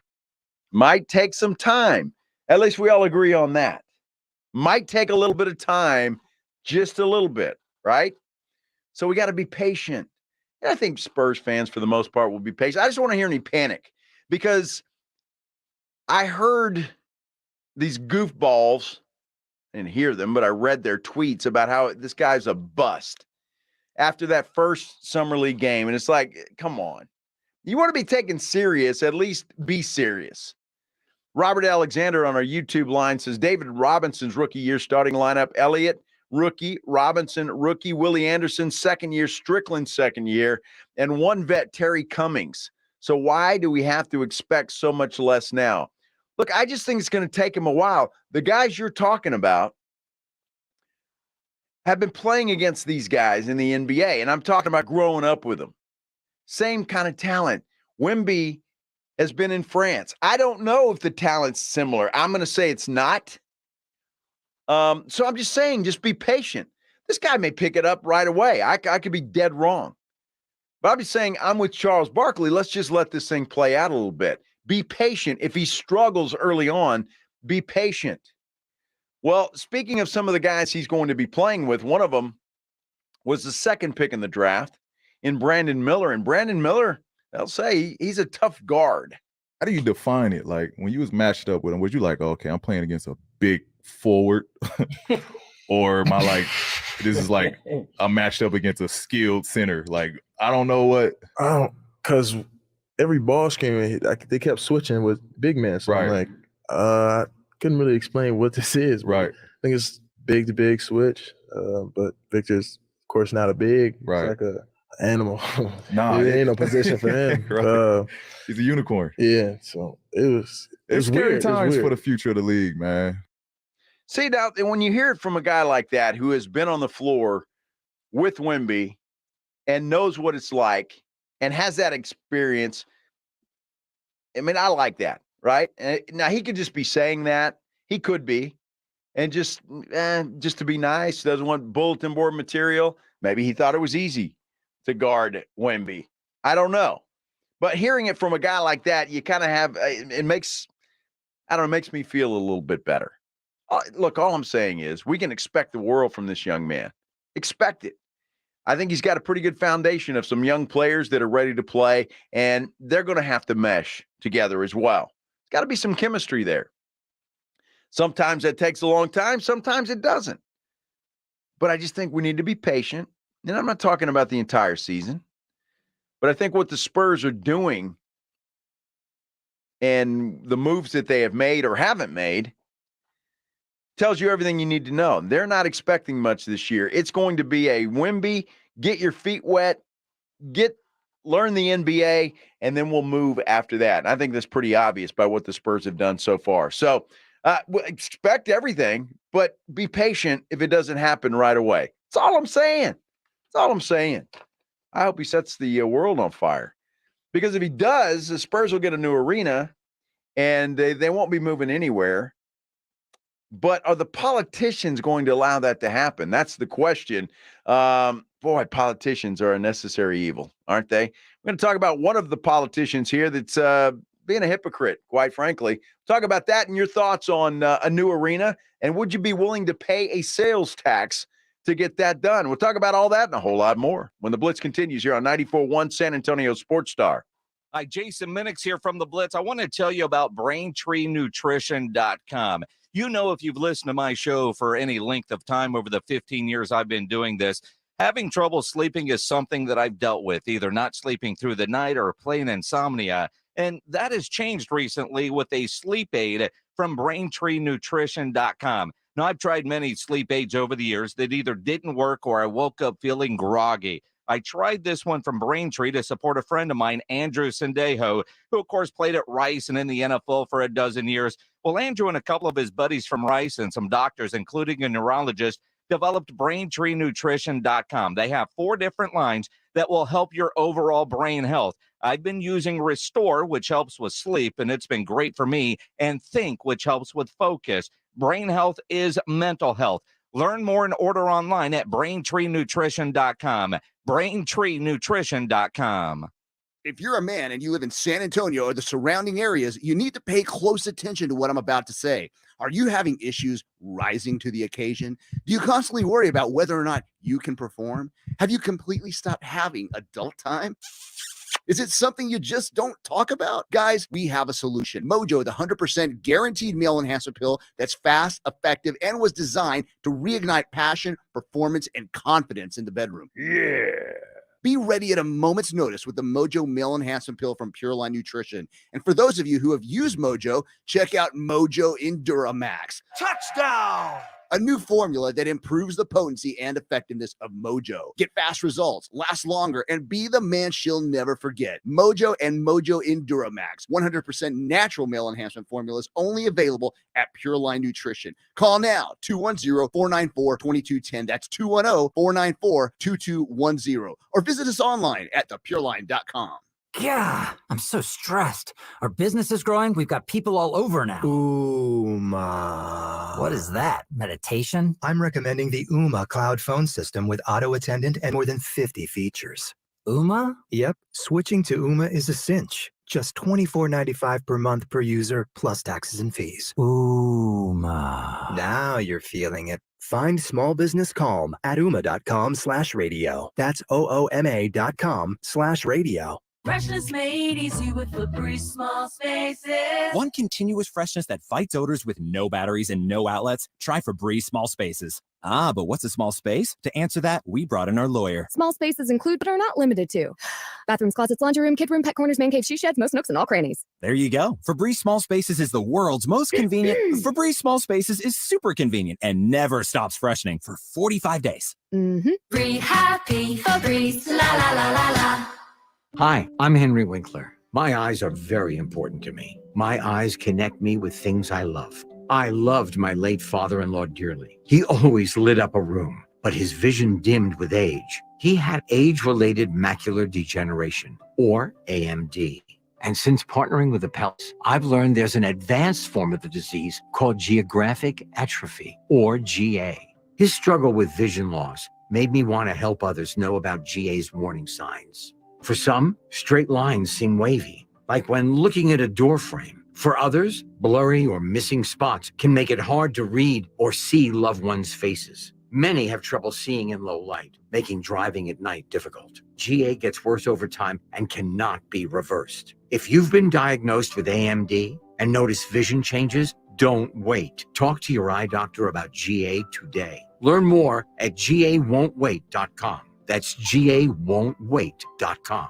Paid for by Christian Care Ministry. Let's see, if something costs less, but people are happier with it, that sounds like something to look into, and that's MediShare. Maybe you've heard switching to MediShare to pay for healthcare can save the typical family $500 a month, and that's huge, but it's also true that people are way more satisfied after making the switch, too. The customer satisfaction rate for MediShare is double that of the typical health insurance plan. MediShare works. It's been around for more than a quarter century, and members have shared more than $3 billion of each other's bills. People love having telehealth and a huge nationwide PPO network. So, yeah, you can save a ton and like it better. Imagine being happy with how you're taking care of your health care. So if you're self-employed or part of the gig economy, or you just want a plan you're happy with, you can call right now and get a price within 2 minutes. Very, very smart use of 2 minutes. Here's the number you need. 855-51-BIBLE. That's 855-51-BIBLE. 855-51-BIBLE. That's Mike saying good morning. It's the best he can do right now. Yeah, not a cloud in the sky. What Mike could use is a fresh start. And Irish Spring Body Wash. The fresh scent of Irish Spring and those sensational Irish Spring suds are just the reset Mike needs. Now he's ready to go to work. It's Sunday. Irish Spring. When the spring hits you, you're ready. Pick up Irish Spring at Walmart today. O'Reilly. Refresh your ride at O'Reilly Auto Parts with the new Art of Car Care line from Turtle Wax and LA street artist Mr. Cartoon. Whether it's a detailer to give your paint that extra shine or wheel and tire products to keep them spinning in style. Plus, get 2 times O Rewards points. Get Turtle Wax and Mr. Cartoon's The Art of Car Care exclusively at O'Reilly Auto Parts. O'Reilly Auto Parts. Joe Reinagel, Jason Minix, The Blitz on 94.1 San Antonio Sports Star. Happy Monday, everybody. Welcome to The Blitz right here on 94.1 San Antonio Sports Star. I'm Joe Reinagel. Jason Minix a little under the weather today. We sent him home so he could go sleep with his teddy bear, have a bowl of chicken soup, whatever he needs to do to get it done and get back here. So Pledge and I will take you through the rest of the show. But hey, we need you because you out there, everybody listening, if you live here in San Antonio, South Texas, all around here, but especially here in San Antonio, would you vote for an arena for the San Antonio Spurs, a new one, whether it's built downtown or somewhere else in the city of San Antonio, and they wanted to put a sales tax of some sort, a penny and a half to the tourist types that come to San Antonio, something that a hotel would do or a restaurant would add that, or whatever the case may be. Would you be willing to do that? Rudolph Gonzalez on our YouTube channel says downtown arena, exclamation point. So I'm assuming Rudolph would be a yes in that respect. Well, it's interesting because, as always, when these kind of things happen, politicians and some others who are tax watchdogs or whatever the case may be are going to come out against us. It happened in the Alamo Dome. Same thing happened there. People came out and said, hey, not going to do that. It's a tax. We can't have another tax. The Alamo Dome was paid off in a year. 1 year. The Alamo Dome was paid in full. Done. And wouldn't you like to have your car payment taken care of in a year and just, that's it? Done? Yeah, I would.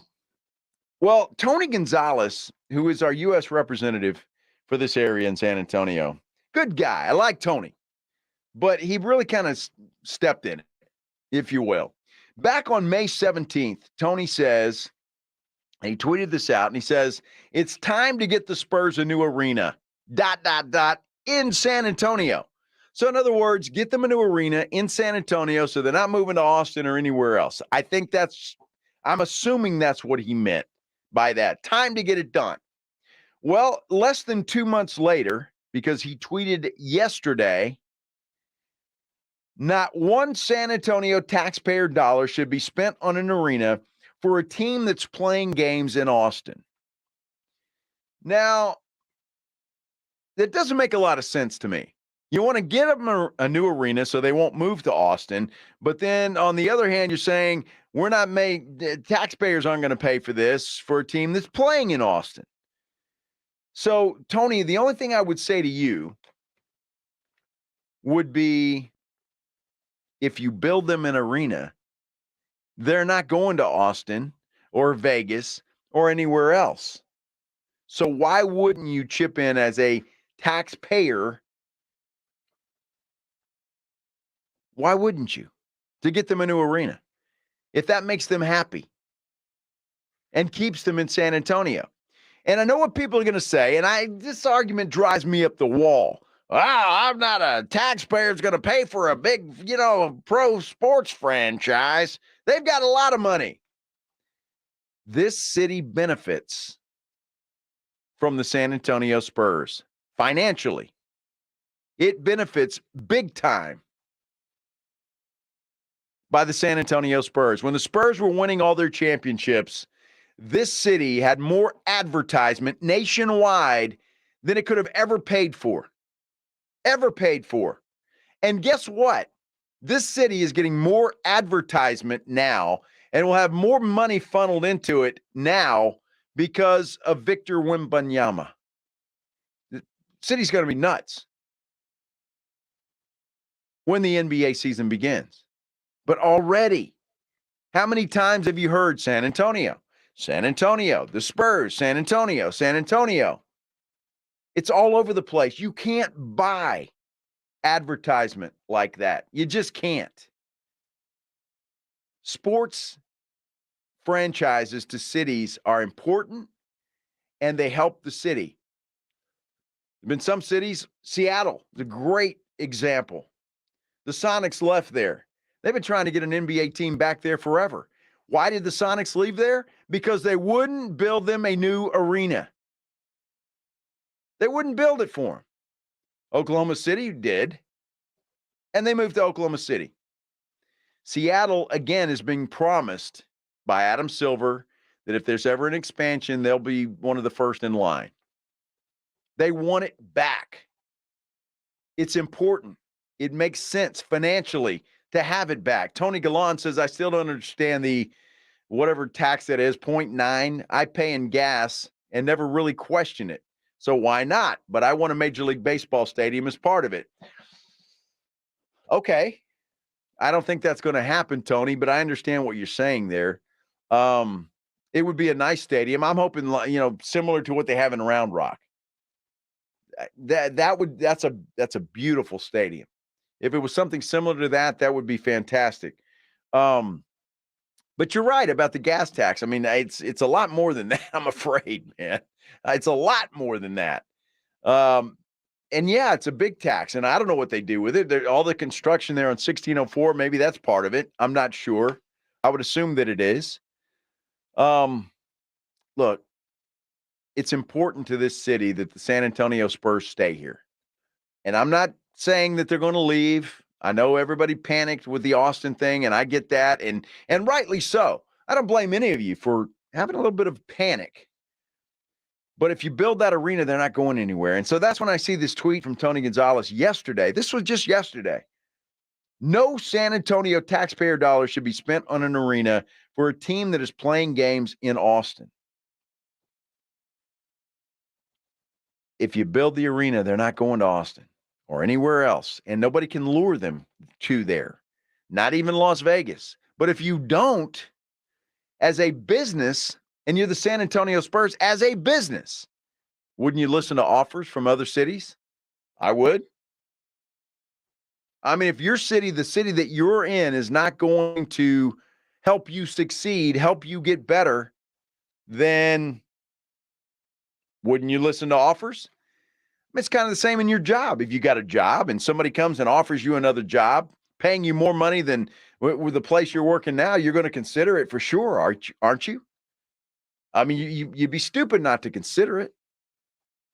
So I'm not sure where that tweet comes from. And again, I like Tony Gonzalez, but he's kind of stepped in it. On our text line, I had to get over to that because I missed it. On our text line, 2742 says, unfortunately, our city leaders suck. Well, I don't know whether they suck or not. I'm not sure. But it's going to come to a vote. I think most people, now look, Ron Nuremberg, I think, is done after this. I think term limited out. And I know I think he's in favor of this. I'm not going to speak for him, but he's in favor of this. I'd be shocked if he wasn't. Mike on our text line says, Joe, I love you, man, but you're talking crazy. AT&T went through a recent renovation 2 years ago, and we're still paying for that. Alamo Dome is under a multi-million-dollar renovation for event compliance. San Antonio does not have, or will it pass the vote for a new build? Vegas, baby. I think they will. I think they will. Look, the Alamo Dome had to be renovated for NCAA purposes. When they're trying to get the NCAA, it had to be renovated for that, and it was.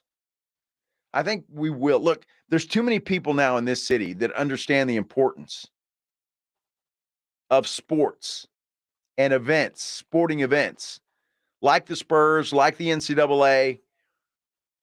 They understand.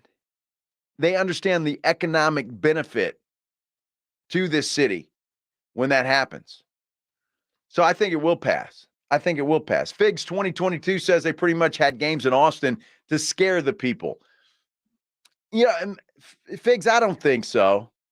I really don't. He says now we're like, oh, okay, yeah, we'll pay taxes so they don't go. I don't think so. I think they went to Austin, and they're in Austin because there's a lot of money in Austin. There's a lot of technical money in Austin. The Spurs want to get some of that. I get it now.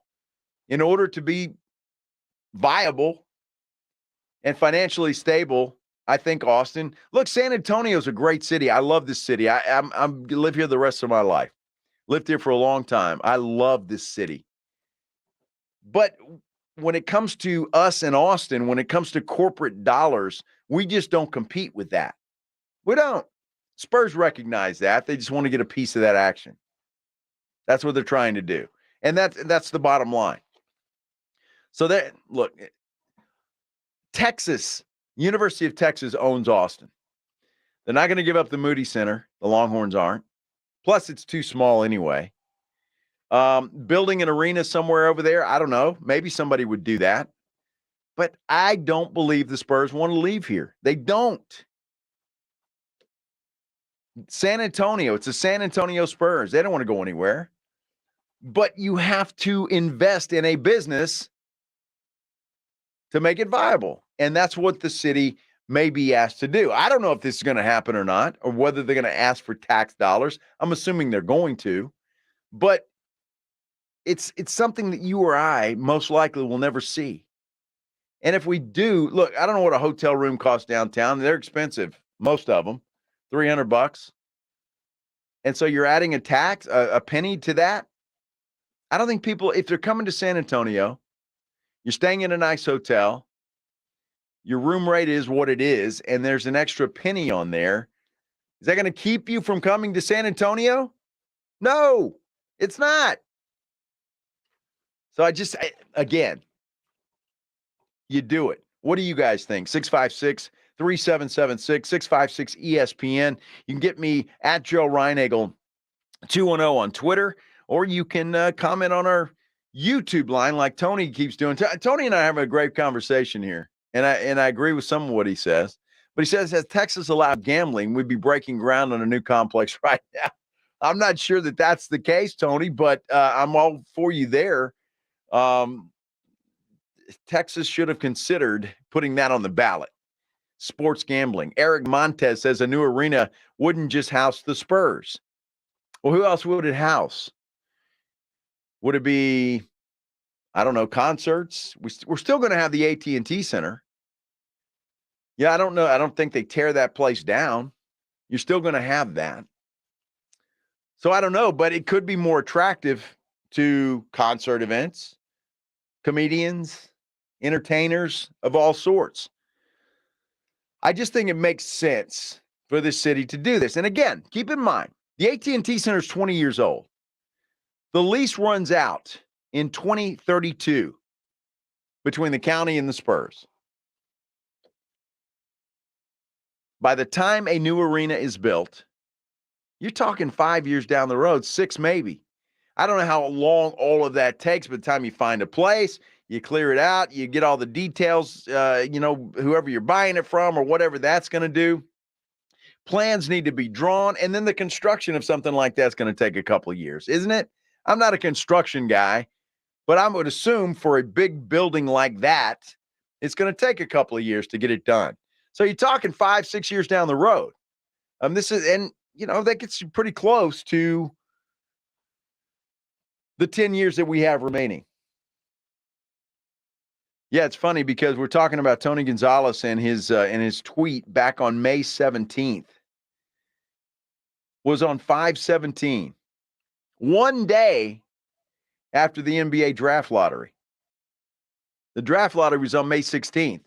So when Tony found out that Spurs had gotten the number 1 draft pick, guess what? He wanted a new arena in San Antonio. And then 2 short months later, not if it includes San Antonio taxpayer dollars. See, here's what happens. And it's not just politicians, but especially politicians. You think you are saying sometimes what everybody wants to hear. You're right. They're not going to Austin. If they're going to play in Austin, I'm not paying for that. I think we've explained why they're going to Austin and why they're doing what they're doing. They're going to Mexico City. I don't hear anybody complaining about that. Nobody. They play there. Anybody threatened that they're going to Mexico City, that they're going to move the franchise there? No. So the tweets make no sense, Mr. Gonzalez. None whatsoever. You spend the money, you keep the Spurs here. You don't, guess what? There will be others. There'll be other cities saying that, hey, we will. If they won't, we will come to our city, whether that's Las Vegas or what. Look, Las Vegas is going to get an NBA franchise. They're going to.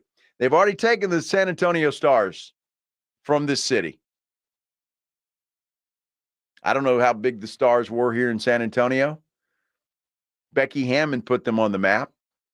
Now she's their head coach. But if you don't do it, somebody will. And I'm not saying that as saying the Spurs are going to blackmail anybody or hold this over their head. It's just a fact. It is a fact. San Antonio doesn't do it. Somebody will. Maybe that's Seattle. Vegas already has been mentioned. There are other cities that will build them an arena to get them there if San Antonio doesn't. What do you guys think?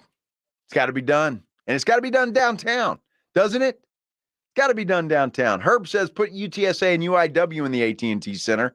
Let them play basketball there. Hallelujah. Hallelujah. Do you know how much the Roadrunners would love to do that? They would be thrilled to play basketball in the AT&T Center. UIW's arena is not all that bad. Although it's a little old. Spurs used to practice there. Remember that? That'd be great. Rudolph Gonzalez says Tony Gonzalez doesn't represent him. Well, he does. And until he's voted out, yeah, he does. But look, and again, I like Tony Gonzalez. I've met him. He's a nice guy. I like him. But that was just kind of a dumb tweet, Tony. And he probably knows that. He's probably gotten a lot of reaction. I know he has. But that was just kind of a dumb tweet. And it just, I don't know how else to sugarcoat that. You really can't do it, right? All right. Hey, when we come back, we're going to take a break. But when we come back, there's a list out of the top 12 most annoying franchises in the NFL. I have got one that is head and shoulders above everybody else.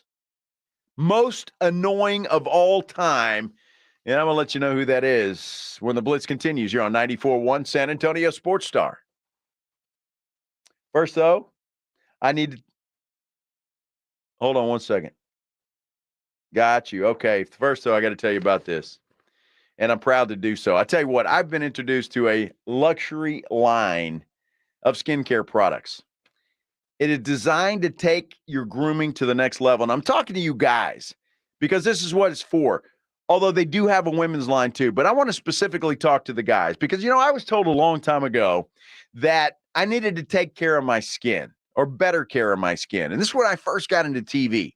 But I really could never find anything that I liked, right? You use women's products or this or that, you mix and match. Well, I tell you what, I am thrilled to be introduced to this Toro Cosmeceuticals. It is incredible. I've been using it now for about a week, and I tell you what, I love it. Yesterday, out playing golf, got a little sunburn, went home, put some of this stuff on, and it just, it felt fantastic. But I do it every morning now. It takes about, 5 minutes to get it done.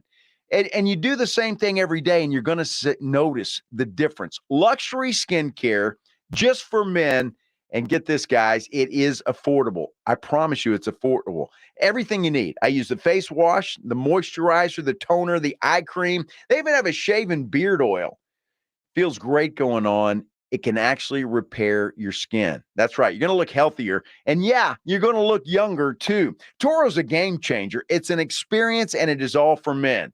I mentioned it was affordable. Guess what? Toro's going to make it more affordable just for you. Toro is offering you 20% off. All you have to do, go to toroskincare.com, enter the code Joe. They're going to give you 20% off. Just go check them out at toroskincare.com. And you'll see what I'm talking about. Affordable luxury men's skincare. Fellas, it is time to treat yourself. You deserve it. It's R&R in the morning. Tuesday on R&R in the morning, we're looking for 8 lucky people to join us in a chicken eating contest this Friday. It's called Refuel. Fuel up on some chicken. Hey, did Pollard sign the franchise deal? And the Wemby effect continues. Where's that new stadium going to be built? We're talking about it. The party starts at 6. It's your wake-up call. R&R in the morning, 6 to 10 on 94.1 San Antonio Sports Star. With no fees or minimums and no overdraft fees, banking with Capital One is the easiest decision in the history of decisions. Kind of like choosing Derek Jeter as the pinch hitter for your baseball team. Jeter, you're in. We need a home run. I'll give it a try. I've swung a bat once or twice. That's out of here. Yep, even easier than that. With no fees or minimums and no overdraft fees, is it even a decision? That's banking reimagined. What's in your wallet? Terms apply. See CapitalOne.com/bank for details. Capital One NA, member FDIC. Hey guys, this is Keenan Thompson. I have a problem with you. Yes, you. None of y'all told me that AutoTrader has millions of new and used cars that I can shop from home. I thought we were friends. I put smiles on your face, but I'm not smiling.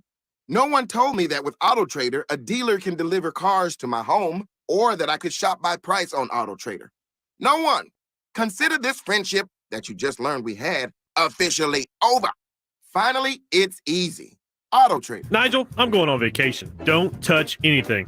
I won't let you down. Enjoy your time off, J-Dog. Folks, it's good to take time off, but your home's plumbing and air conditioning, well, when they decide to take a surprise vacation or start working overtime, that's a problem. Call Quarter Moon and we'll get things back on track, working right and at a fair price. Call Quarter Moon 651-5899. Okay, team, I've supercharged the coffee machine. It's extra hot and dispenses 10 times faster. Allow me to push the button. Quick! Call the plumber! N16004, DACLA 000-74345. Diamonds Direct's Midsummer Savings Event is happening right now with an extra 20% savings, an expanded selection, and in-store designer appearances. Take an extraordinary 20% off Diamonds Direct's already unbeatable prices on rings, earrings, bracelets, bands, colored gemstone jewelry, and thousands of engagement ring mountings. Meet the designers who've flown in with all new collections for the summer. The best savings, the best selection, the best value. Don't miss this once-a-year jewelry shopping event. Get details, showroom hours, directions, and more at diamondsdirect.com. Military veterans and active duty service members, you could become a certified cyber warrior with just 12 weeks of training at My Computer Career. Cybersecurity specialists are in high demand, and IT pros with these skills often enjoy abundant opportunity and a great lifestyle. Protect our people, liberty, and treasured institutions from cyber threats. GI Bill, SkillBridge, and other VA benefits are available to those who qualify. Learn more at mycomputercareer.edu/CWP. That's mycomputercareer.edu/CWP. Refuel is now open at 8288 Tally Road. Join Rob and Pledger for Refuel's first annual Hot and Crispy Chicken Tender Eating Contest this Friday from 11 to 2. Come check out Refuel's famous Hot and Crispy Chicken and their delicious snacks and refreshing beverages, all set in a family-friendly atmosphere that will make your lunchtime unforgettable. Rob and Pledger will be at Refuel Market at 8288 Tally Road off of 1604 in Culebra this Friday from 11 to 2. Refuel, refueling the lives of people on the go. No one does happy hour like Twin Peaks, and whatever your preference, Twin Peaks has everything you need, from tequila cocktails, an extensive bourbon category, to top shelf spirits that you will not forget. You want cocktails served the right way? How about over those icy balls? Local craft beers and handcrafted whiskey cocktails round out what is an adventurous drink menu second to none. And don't forget about the 29-degree man-sized drafts. That's Twin Peaks. It's your happy hour destination. Visit any one of our 4 area locations nearest you. Twin Peaks eats, drinks, and those scenic views. Guys, did you know your testosterone level impacts your energy, libido, sleep, weight, hair loss, mood, and even ED? And right now, Revive Men's Health San Antonio will check your testosterone for free. They've helped thousands of men since 2011 feel and perform better. They're so confident they can help you, they even guarantee it. Schedule your free testosterone test, exam, and consultation today. Call 210-615-7777. That's 210-615-7777. Or visit ReviveMen'sHealth.com. This is 94.1 San Antonio Sports Star, KTFM Floresville, your home for the Blitz with Jason and Joe on YouTube and always at sasportsstar.com. San Antonio's Sports Center. Well, the running backs are still getting disrespected, you might say. Adam Schefter, in fact, is reporting that Raiders running back Josh Jacobs will most likely sit out of training camp after not reaching a long-term deal. Saquon Barkley, he tweeted out, "It is what it is." That was his answer to not getting a long-term deal with the Giants. And, of course, Tony Pollard, he didn't get his long-term deal either, but he will play under the franchise tag of $10 million. Joe Reinagel. That's the third time in 7 seasons the San Antonio Spurs are the NBA champions. Jason Minix. They go back to big day as Super Bowl champions. Dallas 52, Buffalo 17. It's the Blitz on 94.1 San Antonio Sports Star. Oh, it is Monday, but it's been a good Monday, has it not? Absolutely it has. Welcome to the Blitz. I'm Joe Reinagel, right here on 94.1 San Antonio Sports Star. Great to have you along on this Monday afternoon. Hope if you're getting off work, see you made it through Monday. It's over. Done. Monday's done. We'll get on with Tuesday. But glad you tuned in here. Because we got a lot to talk about. It's been a great show so far, and the best is yet to come. We've got some Gunslinger tickets we're going to be giving away here in this hour at some point in time. I'll let you know when. We're talking about a lot of Spurs Arena stuff. That's been a big topic of conversation today. Top 10 quarterbacks. We've talked about that a lot, but I want to talk about this because I want to know who your most annoying fan base is. You know, it's funny because there's a bunch of Cowboy fans, obviously, in San Antonio, but in this building here at Alpha Media, San Antonio Sports Star, and even they admitted in the hallway a minute ago, yeah, Cowboy fans are annoying. That's for sure. You know, I got a shot at me here earlier, and from Anthony Sandoval, because I told the story of how I was an Oiler fan growing up. And I said, look, when they moved to Tennessee, I kind of just stayed with them. It was all the same guys. More than like it was a new team. So Anthony says Oiler fans who followed them to Tennessee are the worst. I'm an Oiler fan. Went no team since they left. Then a Texan fan when they came back to Houston, Texas pride. I have absolutely not one shred of loyalty to the city of Houston. Not one. So I don't care about the city of Houston. And if that damages my Texas pride, so be it. Good gosh, Houston might be my least favorite city on the planet. Might be. Could be. It's in the top 3. Kind of like my list of most annoying fans. But I appreciate the tweet, Anthony. I'm happy you're a Texan fan. That's fantastic. There's 2 of you, you and Pledge. So I'm happy for y'all. I'm glad to know that Pledge has some company. So there's a list out of the top 12 most annoying fan bases. Pro Football Talk put this out, and I guess it's their list. But I'm going to tell you who my most annoying fan base is.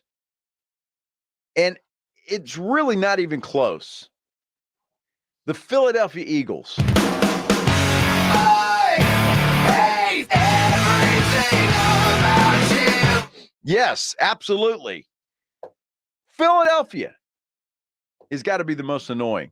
You know, what did it for me, they throw in batteries at Santa Claus. Batteries at Santa Claus. They had a jail sale in Veterans Stadium where they would actually arrest people and send them to jail right there. Judge on premises, all of that stuff. And now Lincoln Financial, nice stadium, but it's still filled with Eagle fans. Don't like them. Don't like them. Not a particular fan of the Eagles either. I was very happy when Patrick Mahomes beat them in the Super Bowl. That was good. I liked it. So that's my number one, and it's not even close. That's it. Then it's kind of a toss-up here, but I'm going to go with the New England Patriots, number 2. The Patriots are just they remind me of the guy that you go to drinking coffee with your pinky up. Oh, it's so delicious. That's how the Patriot fans kind of remind me of. So I just don't like it. Man, I'm not a huge fan of Bill Belichick, and I really never have been. And quite frankly, what has Bill Belichick done since number 12 left? Nothing. Not a thing. Zero. Nada. Nothing. So I don't like them. I don't like Patriots fans. I follow this guy on Twitter. They're called Boston, whatever they are. But he's a diehard Boston guy, and he's always talking about the Red Sox and the Patriots and all of that stuff. And he gets annoyed with them, but he's pretty annoying. So I guess he's my one to go on. And Pledge puts up on the screen here, says, well, they drink coffee like that because they threw all the tea in the harbor. Yeah, maybe so. I would assume they've gotten replenished by then, but that was a long time ago. So New England's second. Then I'm sorry. And I mean this in the best way possible, Cowboy fans. I've got you at number 3. Now, it just so happens that this top 12 most annoying fan bases goes just like that, too. So they agree with me Philly, New England, Dallas. Cowboy fans are drunk on optimism. Drunk on optimism.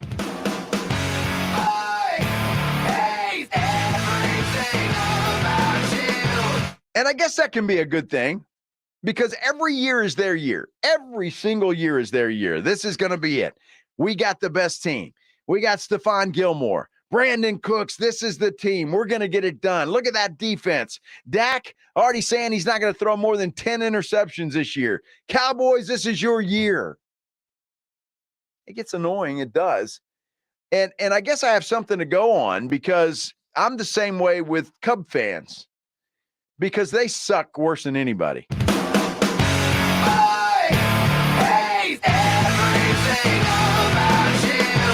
It's always their year. Just wait till next year. That should be on a T-shirt for Cub fans. I bet it is somewhere. We'll just wait for next year. Now, I don't have a lot of room to talk as a Cardinal fan this year because my Cardinals suck. But nobody sucks like the Cubs. And it's just kind of the way it is.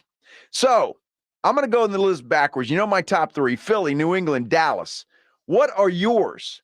Joshua Jimenez says Cowboy fans are the worst.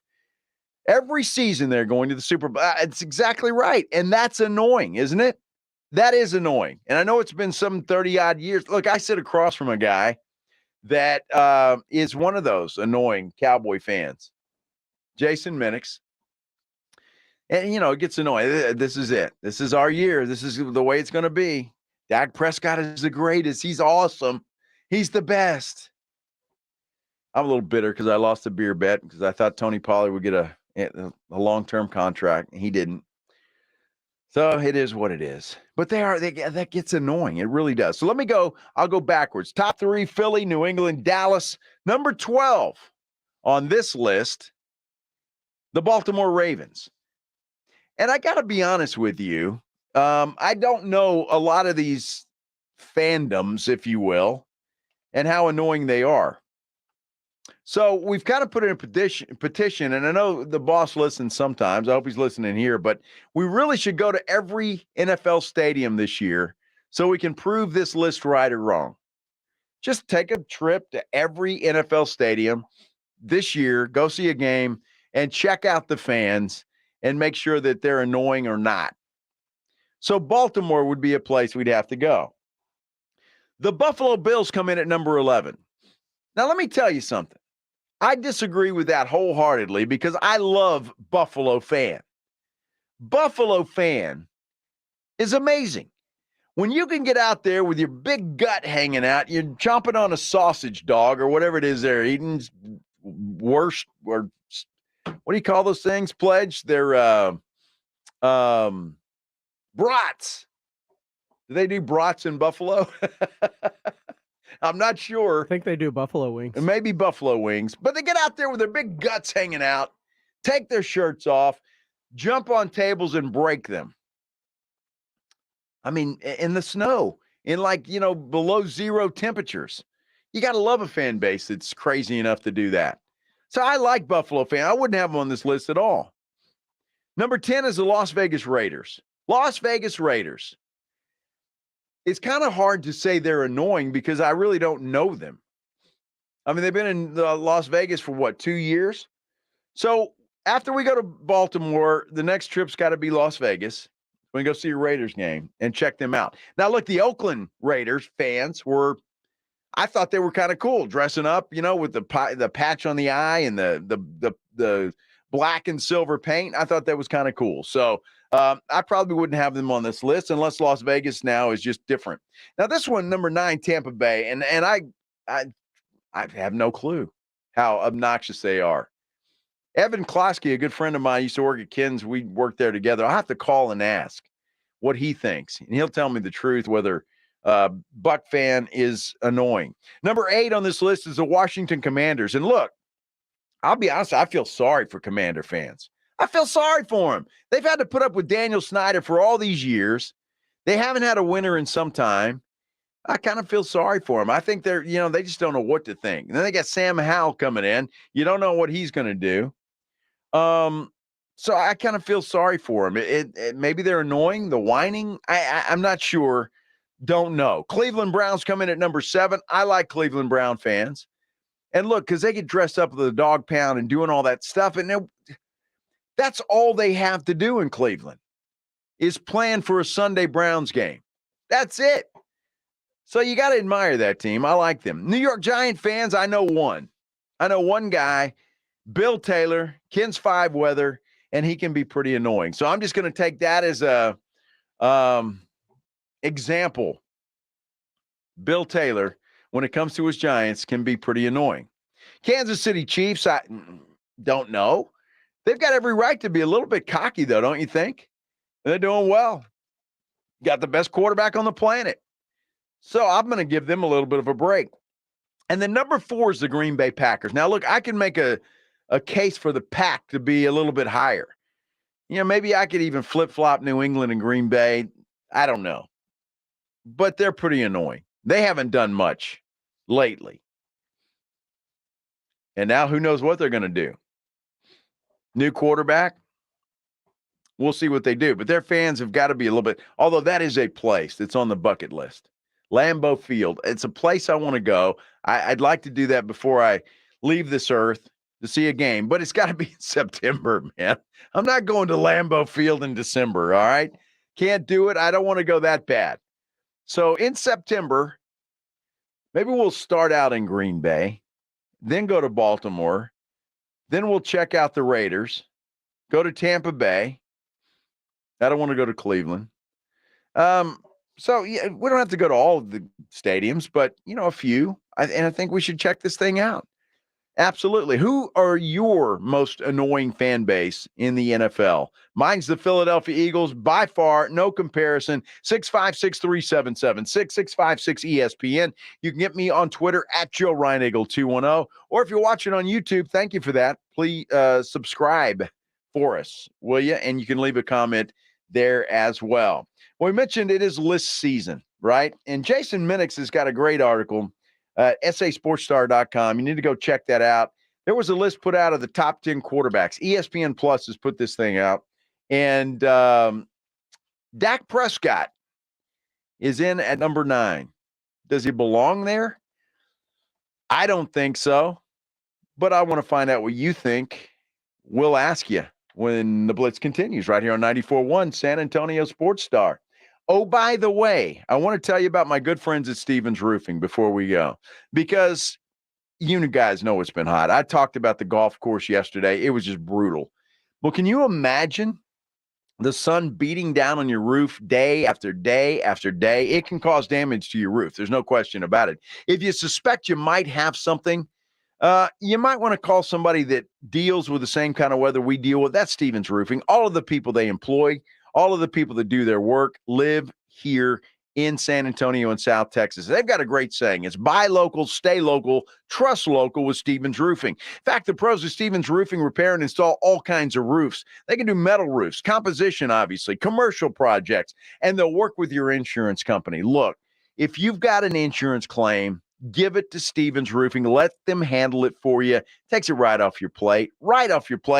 Takes that stress off as well. Give them a call, 210-785-0994. They're going to send somebody out. They'll check for any damage, and they're going to give you an honest assessment.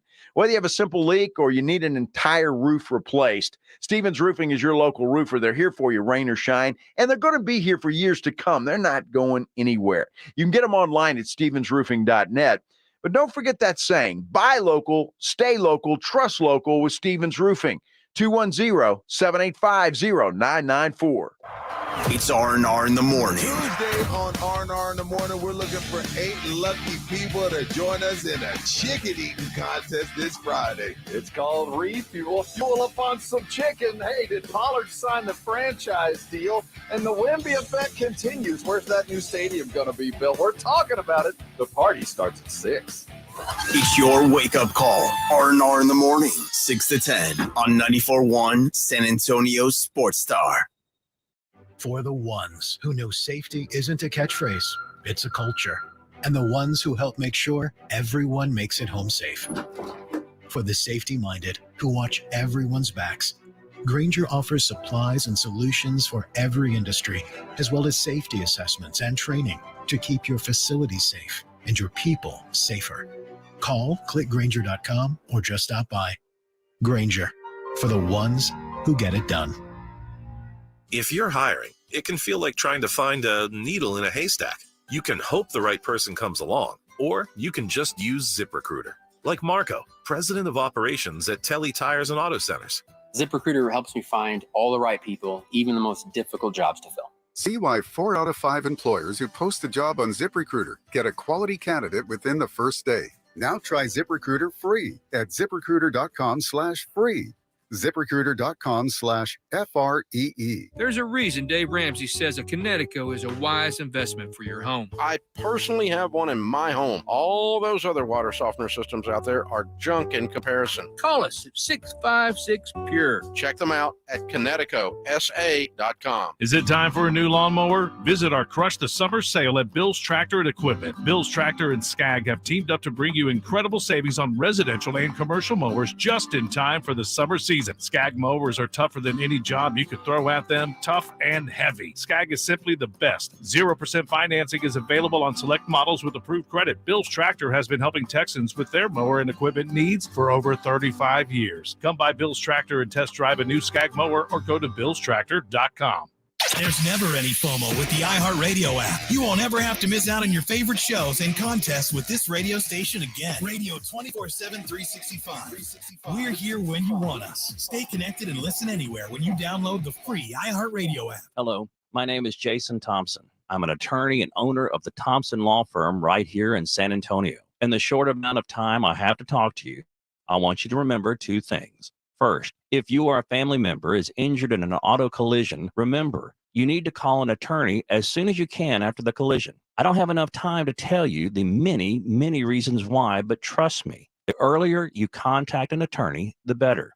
Second, when you call is as important as who you call. I want you to call me, Jason Thompson, at 210-900-0400. I've been representing people injured in motor vehicle and trucking collisions for 28 years. Each placed their trust in me to do everything it takes to attain a just and fair recovery and to get honest, trustworthy legal advice. You can trust me to do the same for you. If you or a family member has been injured in an auto collision, call me, Jason Thompson. My number is 210-900-0400 or at my website, alawyerforus.com.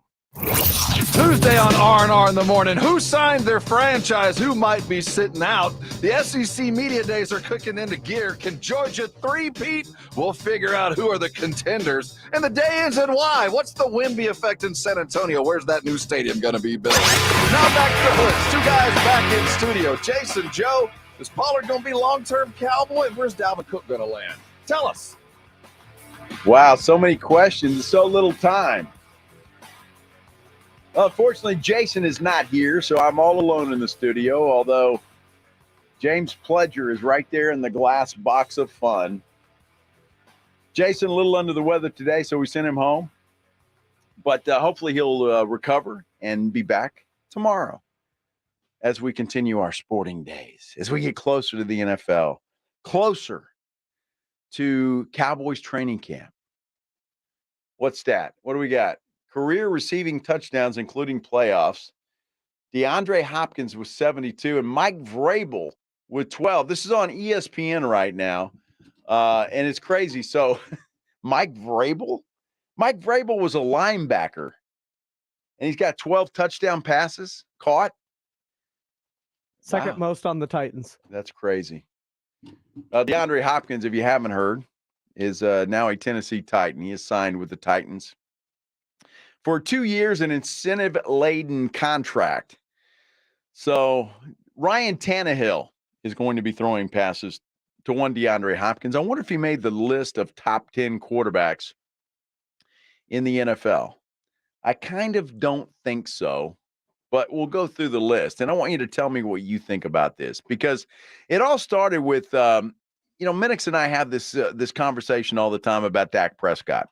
And Minix is starting to come around, I think. I mean, he likes Dak.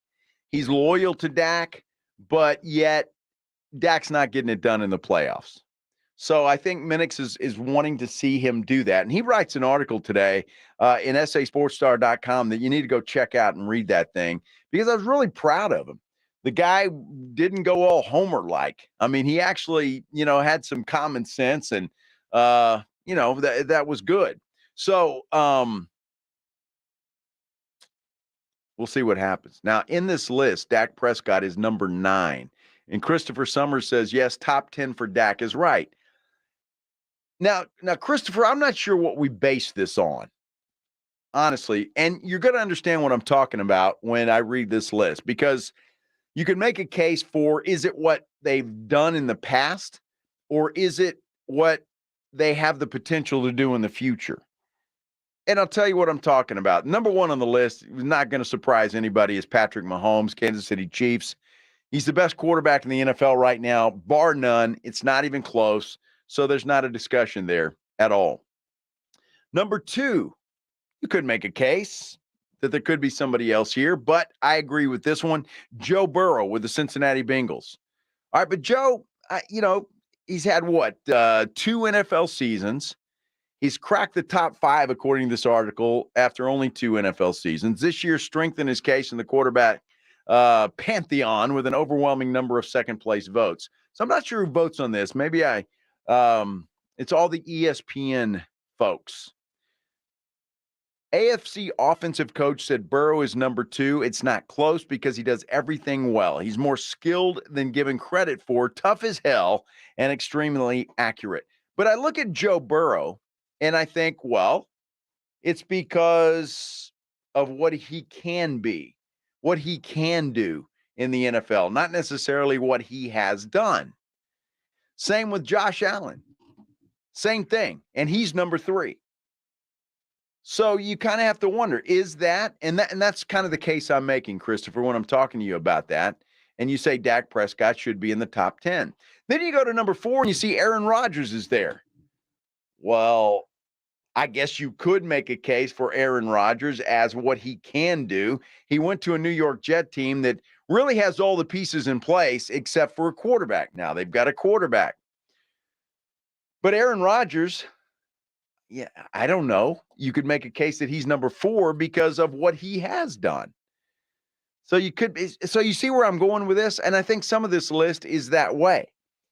Justin Herbert, that's certainly got to be of what he can be. Talented guy,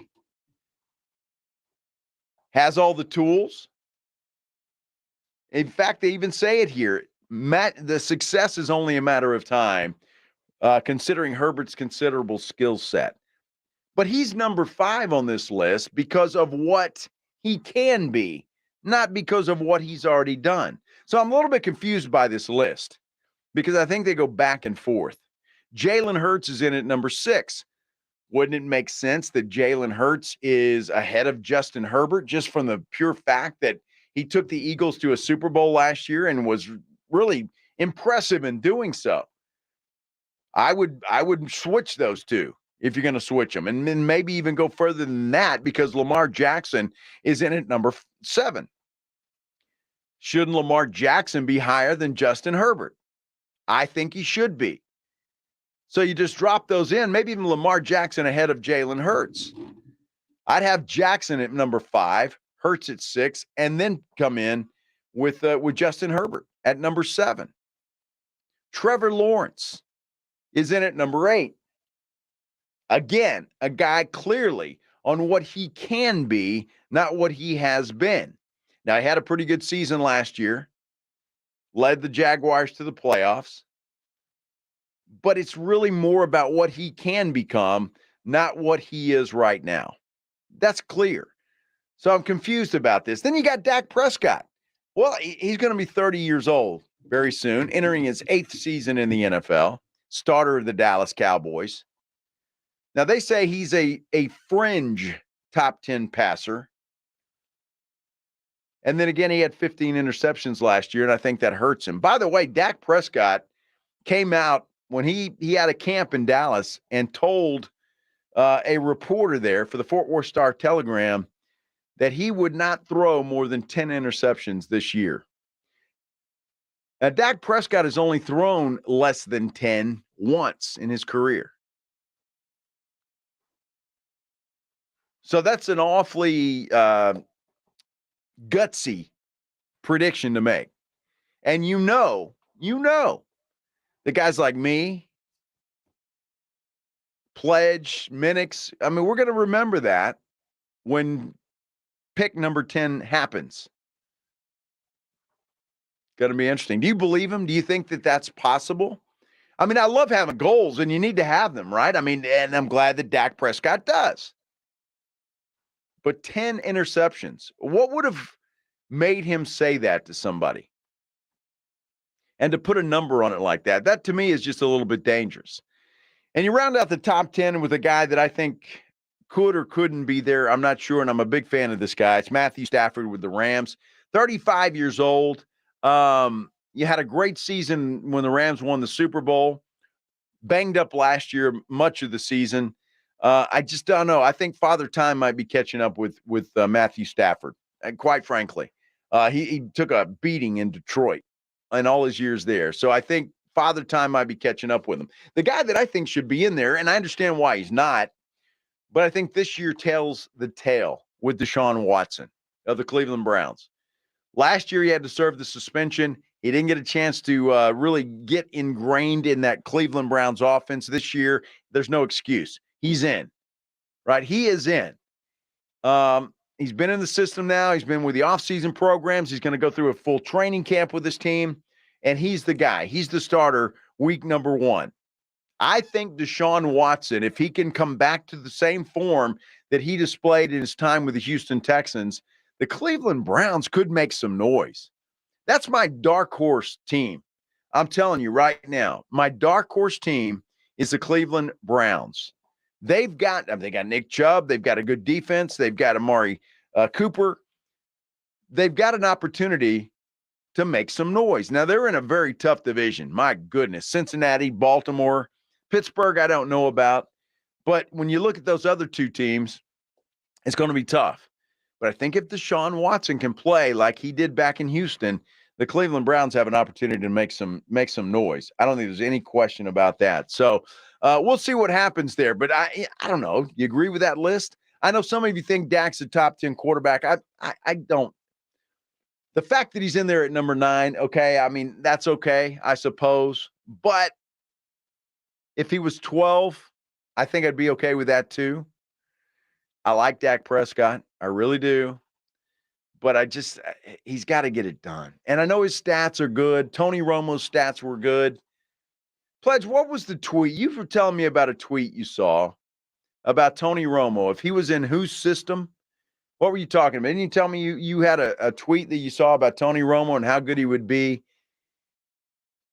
Did I dream that? No, you didn't dream it. I saw a hypothetical that asked, what would Tony Romo's career look like if he had Jimmy Johnson as his head coach? Ah, interesting. Well, I mean, you could probably say the same thing about Dak Prescott. I mean, Jimmy Johnson was pretty good. And he did a good job. But look, Jimmy Johnson's teams were good. I mean, he made that happen with the Herschel Walker deal, but but he was good. He got the most out of those players. There's no question about that. Jay Glenn said hopes Watson gets a happy ending to his career in Cleveland. I see what you're doing there, Jay Glenn. Yeah, I see what you are doing there. All right, hey, when we come back, we're going to talk a little Wemby to close things out today because there's some opinions on one Victor Wembanyama, 2 different ones, one from an older school guy, one from a newer kind of guy. What do you think? Is Wemby going to need some time to gel in the NBA? I personally think it is possible, and I think he will need some time. I think it's going to take some time. How much time that is anybody's guess. But I think he's going to need a little bit of time. I don't think day one he's going to come in and set the NBA world on fire. But I think once he gets his feet wet, once he understands the game, he's going to be good. What do you think? 656-3776, 656-ESPN. On YouTube, you can get us there, or you can reach me on Twitter, @Joe Reinagle 210. Victor Wembanyama, when the Blitz continues right here on 94.1 San Antonio Sports Star. If you are having any issues at your house with your plumbing, your AC, you know there is one company to call, and that is Quarter Moon Plumbing, Heating, and AC at 210-651-5899. At Quarter Moon, they are experts at worst-case scenarios. Big job, small job, residential or commercial. Their service trucks are fully stocked, and they have all the equipment needed for any job. At Quarter Moon, they do not have commissioned sales reps. They'll provide estimates and second opinions, and they do have a great experienced staff that has earned an A-plus ranking with the Better Business Bureau, and they are green certified. 210-651-5899, 651-5899, or online at quartermoonplumbing.com. Have you Googled yourself lately? Are there negative posts from an ex-employee or from a former client? Maybe an outdated news article or sensitive personal information about your family? Search engines don't always get it right. For right or wrong, it's your reputation on the line. That's where Reputation Defender by Norton comes in. One of the most trusted names in online reputation repair. Reputation Defender has been fixing people's search results for over 15 years. Their cutting-edge approaches help you to wipe away unwanted information in your search results. They also promote the good stuff so that it rises to the top, helping you put your best foot forward. Your good name is too valuable to leave to the whims of a Google algorithm. Take control with Reputation Defender. You can start by getting your free reputation report card at reputationdefender.com or call 800-401-6681 to speak to an expert. That's 800-401-6681. Hi, I'm Henry Winkler. My eyes are very important to me. My eyes connect me with things I love. I loved my late father-in-law dearly. He always lit up a room, but his vision dimmed with age. He had age-related macular degeneration, or AMD. And since partnering with Apellis, I've learned there's an advanced form of the disease called geographic atrophy, or GA. His struggle with vision loss made me want to help others know about GA's warning signs. For some, straight lines seem wavy, like when looking at a door frame. For others, blurry or missing spots can make it hard to read or see loved ones' faces. Many have trouble seeing in low light, making driving at night difficult. GA gets worse over time and cannot be reversed. If you've been diagnosed with AMD and notice vision changes, don't wait. Talk to your eye doctor about GA today. Learn more at GAWon'tWait.com. That's GAWon'tWait.com. With no fees or minimums and no overdraft fees, banking with Capital One is the easiest decision in the history of decisions. Kind of like choosing Derek Jeter as the pinch hitter for your baseball team. Jeter, you're in. We need a home run. I'll give it a try. I've swung a bat once or twice. That's out of here. Yep, even easier than that. With no fees or minimums and no overdraft fees, is it even a decision? That's banking reimagined. What's in your wallet? Terms apply. See CapitalOne.com/bank for details. Capital One NA, member FDIC. Hey guys, this is Keenan Thompson. I have a problem with you. Yes, you. None of y'all told me that AutoTrader has millions of new and used cars that I can shop from home. I thought we were friends. I put smiles on your face, but I'm not smiling. No one told me that with AutoTrader, a dealer can deliver cars to my home or that I could shop by price on AutoTrader. No one. Consider this friendship that you just learned we had officially over. Finally, it's easy. AutoTrader. Ray Magliozzi here for eBay Motors. Okay, easy now. You're teaching a kid how to parallel park. Ouch! Turns out he likes to do it by feel. Don't worry, eBay Motors has bumpers, taillights, trunk lids, license plate holders, 122 million parts. Pull up just a little bit. And headlights. They've got lots of headlights. Get the right parts at the right prices. eBay Motors. Let's ride. That's Mike saying good morning. It's the best he can do right now. Yeah, not a cloud in the sky. What Mike could use is a fresh start. And Irish Spring Body Wash. The fresh scent of Irish Spring and those sensational Irish Spring suds are just the reset Mike needs.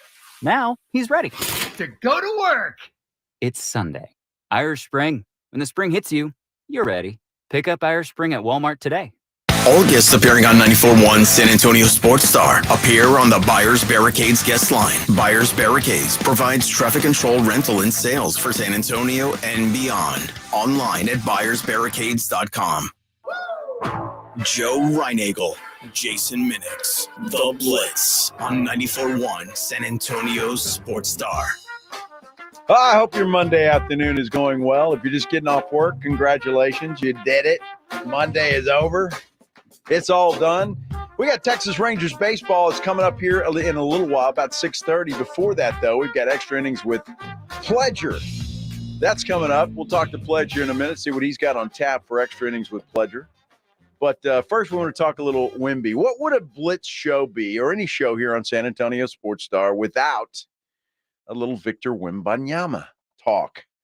Well, it's interesting because the entire NBA is talking about Wemby. I mean, they are. Charles Barkley was out playing golf this weekend at some celebrity deal and was asked about Wemby. And Charles' only comment is that we need to slow the roll on the hype. Well, I don't want to jump the gun because I've never seen him play against NBA players. The NBA, that little stuff they're doing in the summer league and that league he played in France, it won't be like the NBA. We got grown men in the NBA. We don't know how good the Spurs are going to be. He's got a great coach. That's the best thing he got going for him. But the Spurs are probably not in playoff contention next year. I hope he's great because it's better for my job and your job. But I think we need to I really just think we need to let it play out. Because like I say, he's going to be playing against NBA players. I don't know a lot about the French league, and I don't even waste my time watching the summer league. So I can't wait for him to get started. It's going to be a great thing to watch. It is going to be a great thing to watch, but I think Charles has a pretty good handle on it, and he knows. Look, I think Wemby's going to be great. He's got all the tools, and we see that. We saw what he did in France. We saw what he did in the Summer League, and when he gets rolling, he's got all the tools. And I think under Greg Popovich's tutelage, he's going to be good. But I think what Charles is saying is what I'm saying as what it might take some time to get immersed in the NBA lifestyle, if you will, playing against those types of guys, that talent. Again, I'm the first one to tell you, I think the NBA is as soft as Charmin. It's gotten that way. It's not near what it was just 5-10 years ago. That's going to help Wemby, but you're still dealing with the same great athletes. I don't know if he's ever been up against speed like he's going to be. Not only just speed, but smarts. These guys know how to play basketball. They know the game. They know the ins and outs. And I think all of that is going to take some time. How much time? I don't know. But I just think, again, we've all need to be a little patient. Maybe I'm dead wrong, and I hope I am. He comes out game one, he sets the world on fire and never looks back. But if he doesn't for the first 5 or 10 or struggles in one of those, we got to be patient. And I think people will for the most part. Now, J.J. Redick kind of, I don't know, feels a little bit different. He is enthralled with Victor Wembanyama. Well, I think in game 2, we saw what makes Victor Wembanyama such a special player. And to me, it starts defensively. His size and length, the ability to alter and block shots both on the perimeter and at the rim. And then offensively, he's a dynamic offensive player. Off the bounce pull-up. Here, just showing some crazy athleticism, plus the strength to finish through contact. And then the beautiful footwork, reverse pivot, and touch off the glass. 27 points for Wembanyama in that game, too. And you just get a sense he is so close to tapping into this full potential, but it might take some time, Mark. It might take some time, Mark. I think he's more enthralled. He's excited about him. And I think that's all of us, right? You want to see what he can do. And that's going to be the true test. Look, Friday night, game 1 of the Summer League, when he came out, he struggled. I don't know that surprised anybody. There's a variety of reasons for that. It wasn't just basketball. It was all the distractions, all the things he's been through. And then he responded in game 2 and showed more of what we can expect. But I think when push comes to shove, when other players see Wemby and they want to make a statement, I mean, he's going to get everybody's best shot every single night just because of the hype of Wemby. He's going to get everybody's best shot. And I think it just might take a little bit of time. I don't know. But there's a player who has played against Wemby, who's been on the floor against him. It's a number 2 draft pick, Brandon Miller. And Brandon says, look, this guy, he's the real deal. He's a tough cover. How do you define it? Like, when you was matched up with him, was you like, okay, I'm playing against a big forward? Or am I like, this is like a matched up against a skilled center? Like, I don't know what. Because every ball screen, they kept switching with big men. So I'm like, I couldn't really explain what this is. Right. I think it's big to big switch. But Victor's, of course, not a big. Right. It's like a animal. Nah, there ain't no position for him. Right. He's a unicorn. Yeah. So it's scary weird. times It's for weird. the future of the league, man. Scary times for the future of the league. That was on the Paul George podcast, by the way. Brandon Miller talking about Victor Wembanyama. Chase Cole tells us on our YouTube channel, it says, I don't think Wemby will be that good this year. I just hope all the negative criticism doesn't ruin his confidence. I agree with that, Chase. I don't agree with the part that I don't think he's going to be that good this year. I think he will learn it. If it takes a month or two, I think he'll be okay. He'll get his feet wet and he'll understand. Look, Victor, if he's anything, he's smart. He knows the game. And I think making the transition to the NBA might take a few games, might take a few weeks, maybe a month or two, but I think he'll do it. And once he does that, gets his feet underneath him, and then I think he's going to be okay.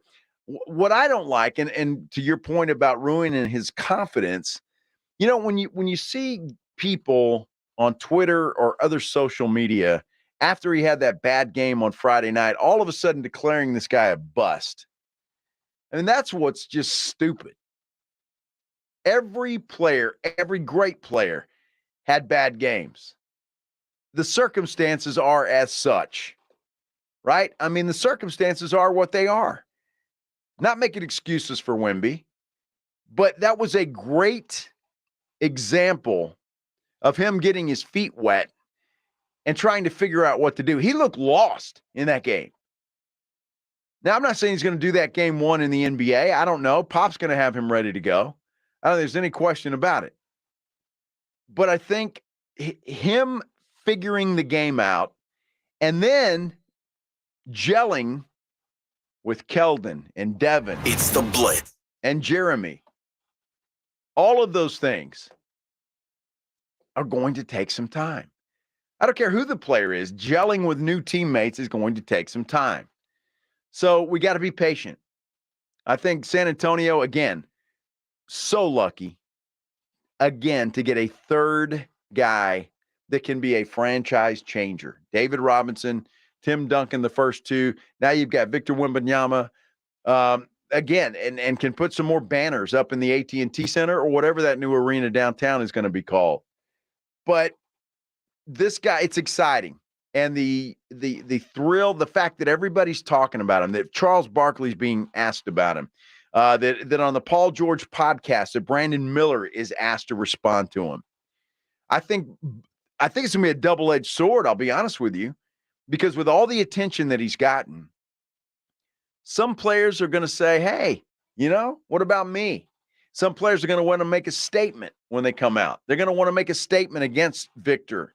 And they're going to say, I'm the guy that held him to 12 points, whatever.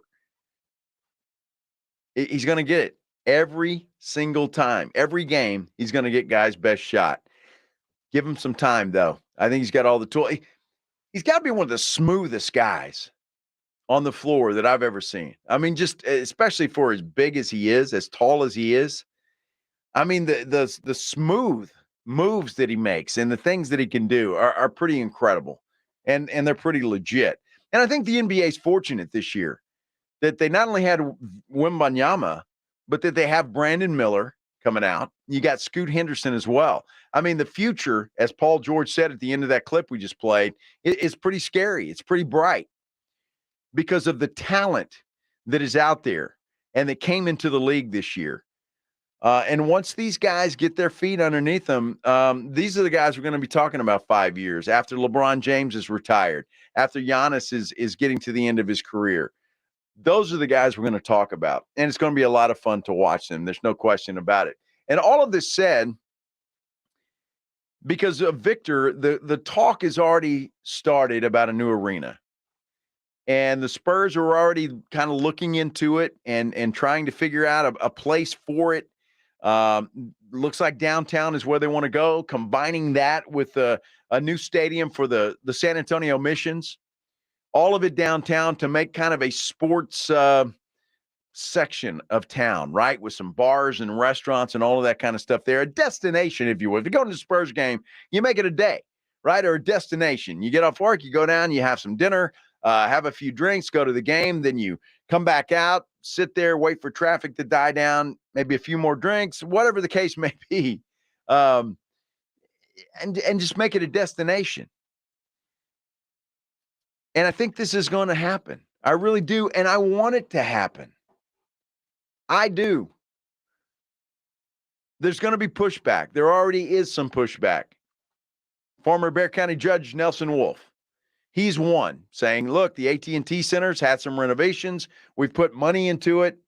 It's only 20 years old. But you got to keep in mind, by the time this process begins and ends, you got to be looking 5-6 years down the road. And the lease on the AT&T Center runs out in 2032. So there is a deadline that the Spurs are looking at and the voters are looking at and everything else. And again, I just will say this, and I think most of you that are sports fans understand it. Those who may not be, that are listening to this, you have to understand the financial benefit of a professional sports team. It is enormous. The benefit this city got from the Spurs being 5-time NBA champions, being in the playoffs year in and year out, is invaluable. You can't buy that amount of publicity. You just can't do it. So all good things on the horizon for the Spurs, I think, and the city of San Antonio. And I can't wait for it to get started. So everybody's looking at Pledge on our YouTube channel. He's rolled up his sleeves. He's got the suspenders tightened up, the ties coming down. That means it's just about time for extra innings with Pledger. Pledge, what you got on tap for us this afternoon?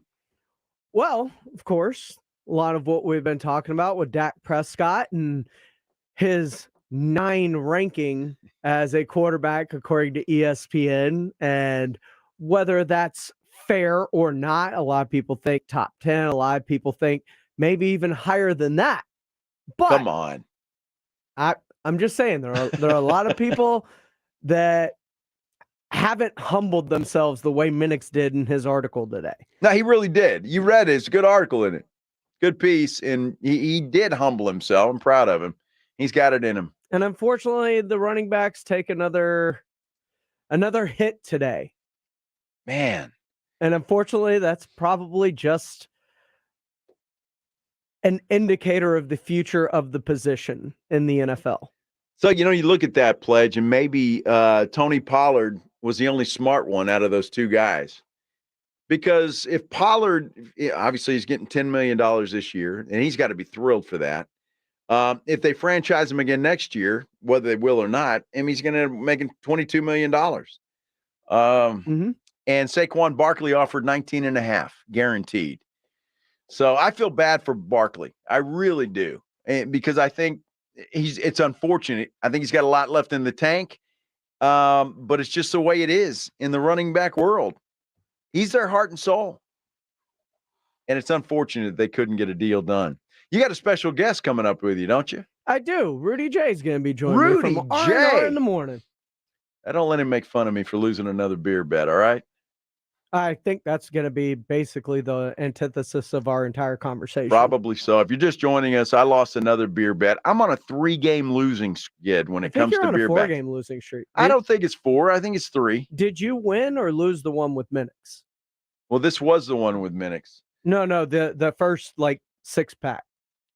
I don't know, Pledge. You expect me to keep track of that? You're the producer. Did you buy him a 6-pack? You're the producer. I'm just asking. Did you buy him a 6-pack? Yes. All right. So there's one. I know you lost 2 to Rudy J, and now you just lost another one to Minix. You're right. I forgot about the other one with Rudy J. So 4. I'm on a 4-game skid.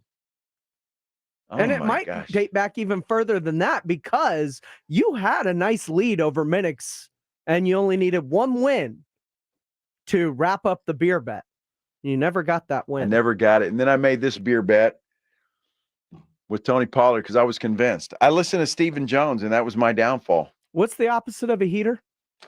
I don't know. A cooler? Well, you're definitely filling people's coolers up right now. Yeah, no question about it. Damn. I got to get back. Got to think of another one. All right, we got extra innings with pleasure. That's coming up here next on 94.1 San Antonio Sports Star. Have a great night, everybody. It's R&R in the morning. Tuesday on R&R in the morning, we're looking for 8 lucky people to join us